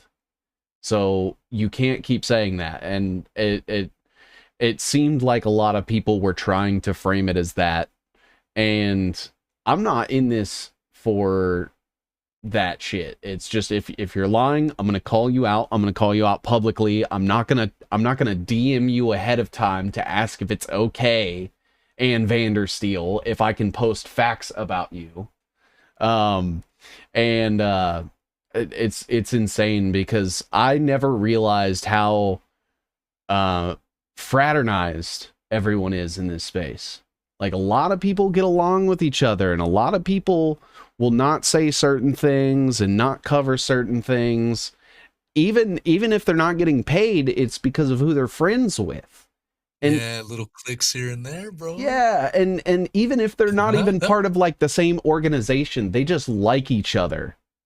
Yeah. And then use that as the excuse to not call people out. And I'm like, that you are basically doing the same thing they are if you're covering for them. Yeah. 100% agreed, bro. Yeah. I think personally, that's why I'm kind of a lone wolf in this shit. And maybe you're in the same. Maybe that's why you and I get along, because we're just doing our own fucking thing. Yeah, man. Fuck everyone else. Not in a mean way, not in a mean-spirited way. Fuck everyone else. But I ain't about this clicky shit, bro. I see the clicky shit. Yeah. You got to roll with these motherfuckers, or you got to roll with these motherfuckers. No, man, I'll roll with whoever the fuck I want. I'm gonna fuck with whoever I want. Yeah. Don't fucking tell me that I can talk to this motherfucker, right? I shouldn't talk to. Nah, motherfucker. Let me make my fucking mind on that. Yeah. You know what I'm saying? Oh, this person is a scumbag. Let me find out for myself. If I get fucked in the end, then that's what it is. But I don't like that fucking shit where you're trying to, this clickiness, what you were talking about, man. Yeah. And so, and I know sometimes some people don't want to hear that shit, but that's just what it is. Well, here's what I have to say. When I got into this, I decided to make the truth my business. And if you take my business personally, that's your fault. No. It's just business. Don't take it personal. I'm just in the truth business. Sorry. Yeah. Damn. I did when you brought up draining the swamp, I had a really good joke because in 2016 Trump went from draining the swamp to now in 2025 he literally built a swamp around Alcatraz and filled it with alligators and shit. That is so fucking gay, dude. I saw a meme. It was like it's like Mexican American on Facebook and shit. And they made a meme of an Aztec like riding a alligator and skinning it and making some boots out of it. And Nice. Here's what we're gonna do with them fucking alligators. Let's go. Yeah, it's all, dude. It really is all theater, bro. Fucking alligator Alcatraz Yeah. is, and there's people that really believe that shit. Like, yeah, all right. Yeah. Oh yeah. By the way, we're gonna cut your Medicare and all this Yeah. stuff. Huh? What? Like, what the fuck? But it's crazy. And the UFC shit, bro. That they're Yeah. talking about making a UFC on the White House lawn. That is the ultimate display of bread and circus, bro. Idiocracy, For man. Yeah, for those that aren't familiar with bread and circus, it was basically what the Romans were doing with their gladiator fights towards the end of the dying empire. Let's distract the people. Let's make them feel that everything is nice and rosy. We're gonna put some gladiators to duke it out. Meanwhile, the empire is fucking collapsing. Yeah. And now we're hearing Trump is gonna do some UFC fights on the White House lawn. I'm like, God damn it! It's like they don't even try to hide it. Yeah. It's right there, right in front of our faces, man. I'm wondering what's going to be the public reaction to, like, let's say one of the people escape the alligator Alcatraz, right? And they get eaten by an alligator, and their remains are just feces that get sent to the family. Like, so we're in a place now where the president can legally turn people into literal shit, and everyone's fine with that. Seems like the most inhumane way to die. Like, Yeah. what could be more humiliating and dehumanizing than getting digested to death? Well, the way alligators eat you, so an alligator sizes you up. Yeah. If it thinks that it's heavier than you, that's when it's gonna go for you. If it doesn't think it's heavier than you, it's gonna run away from you. It doesn't want anything to do with you. But if it, like, let's say you're a 100-pound person, you're an Adam Lanza, 112 pounds, and you're 6 feet, and the alligator weighs 150, 180 pounds, like, oh, I could take this little skinny motherfucker. What they're gonna do, they're gonna latch onto you, they're gonna drag you into water, they're gonna drown you. And then they let you rot for a couple of days, let the water soften you up. And then it depends on how hungry they are. But if they got a couple of days, they can wait. They'll let you soften up with the water. And then they start ripping you limb by limb and then eating you up. So a lot of times when they find corpses in these alligators or crocodiles, they'll cut their bellies up. And then the bodies are just like in a nice little package, like suitcase. Like a fetal position? In. Dude, no, legs, arms. Like, oh my God. Yes. Jesus. Dude, how does that not violate the cruel and unusual punishment clause? Yeah. Yeah, it's pretty, alligators give zero fucks, in case anyone's wondering. That's insane. like, you know how we've always had these arguments that, like, oh, the electric chair is too inhumane. But now all of a sudden we can just have people eaten, like, by alligators. Yeah. And all for what? Because I wanted to give my kids a better life? Capital offense! Capital offense! Yeah, it's insane, dude. But that's the world we live in. Yeah, man. I think we need to definitely plan some crazy shit. I'm down for the predictions and current events, man. Hell yeah. Let's go. Let's plan shit out. Let people know where they can find you, my brother. Yeah, absolutely. I'm on X, Rumble, YouTube, Substack. You can find all the links in the description on my channels, or on my bio in Twitter. And I'll be on YouTube until, they probably watch this video, I guess. Yeah, we did go a little deep. You may want to delete it after the stream. Nah, it'll be fine. Let them come for me. Maybe it'll get me some more subscribers on Rumble or something. Yeah, that too. Swing them down on Rumble. Follow my man 7C's on Rumble if you haven't already. I put your links on the description as well. And thanks everyone that made it out live. Thanks for everyone that will listen to it in the next few days. I mean, at least for me, and maybe Seven feels the same way, but this is the shit that keeps me going, man. When we see people excited, again, you don't have to agree with every goddamn thing you say. Just come in, man. And if you disagree, put it in the live chat. It's all good. We'll have a little friendly back and forth. Yeah. Ain't no thing. Always a treat, man. We'll definitely stay in touch, and had a blast, man. I hope people learned something from this. But remember, everything is fake and gay. So that's if there's any takeaway anyone could take that. Yeah. Everything is indeed fake and gay. All right, y'all. Hope everyone has a lovely Sunday. And next week, Nick Bryant. He is the guy that released the Jeff Epstein Little Black Book.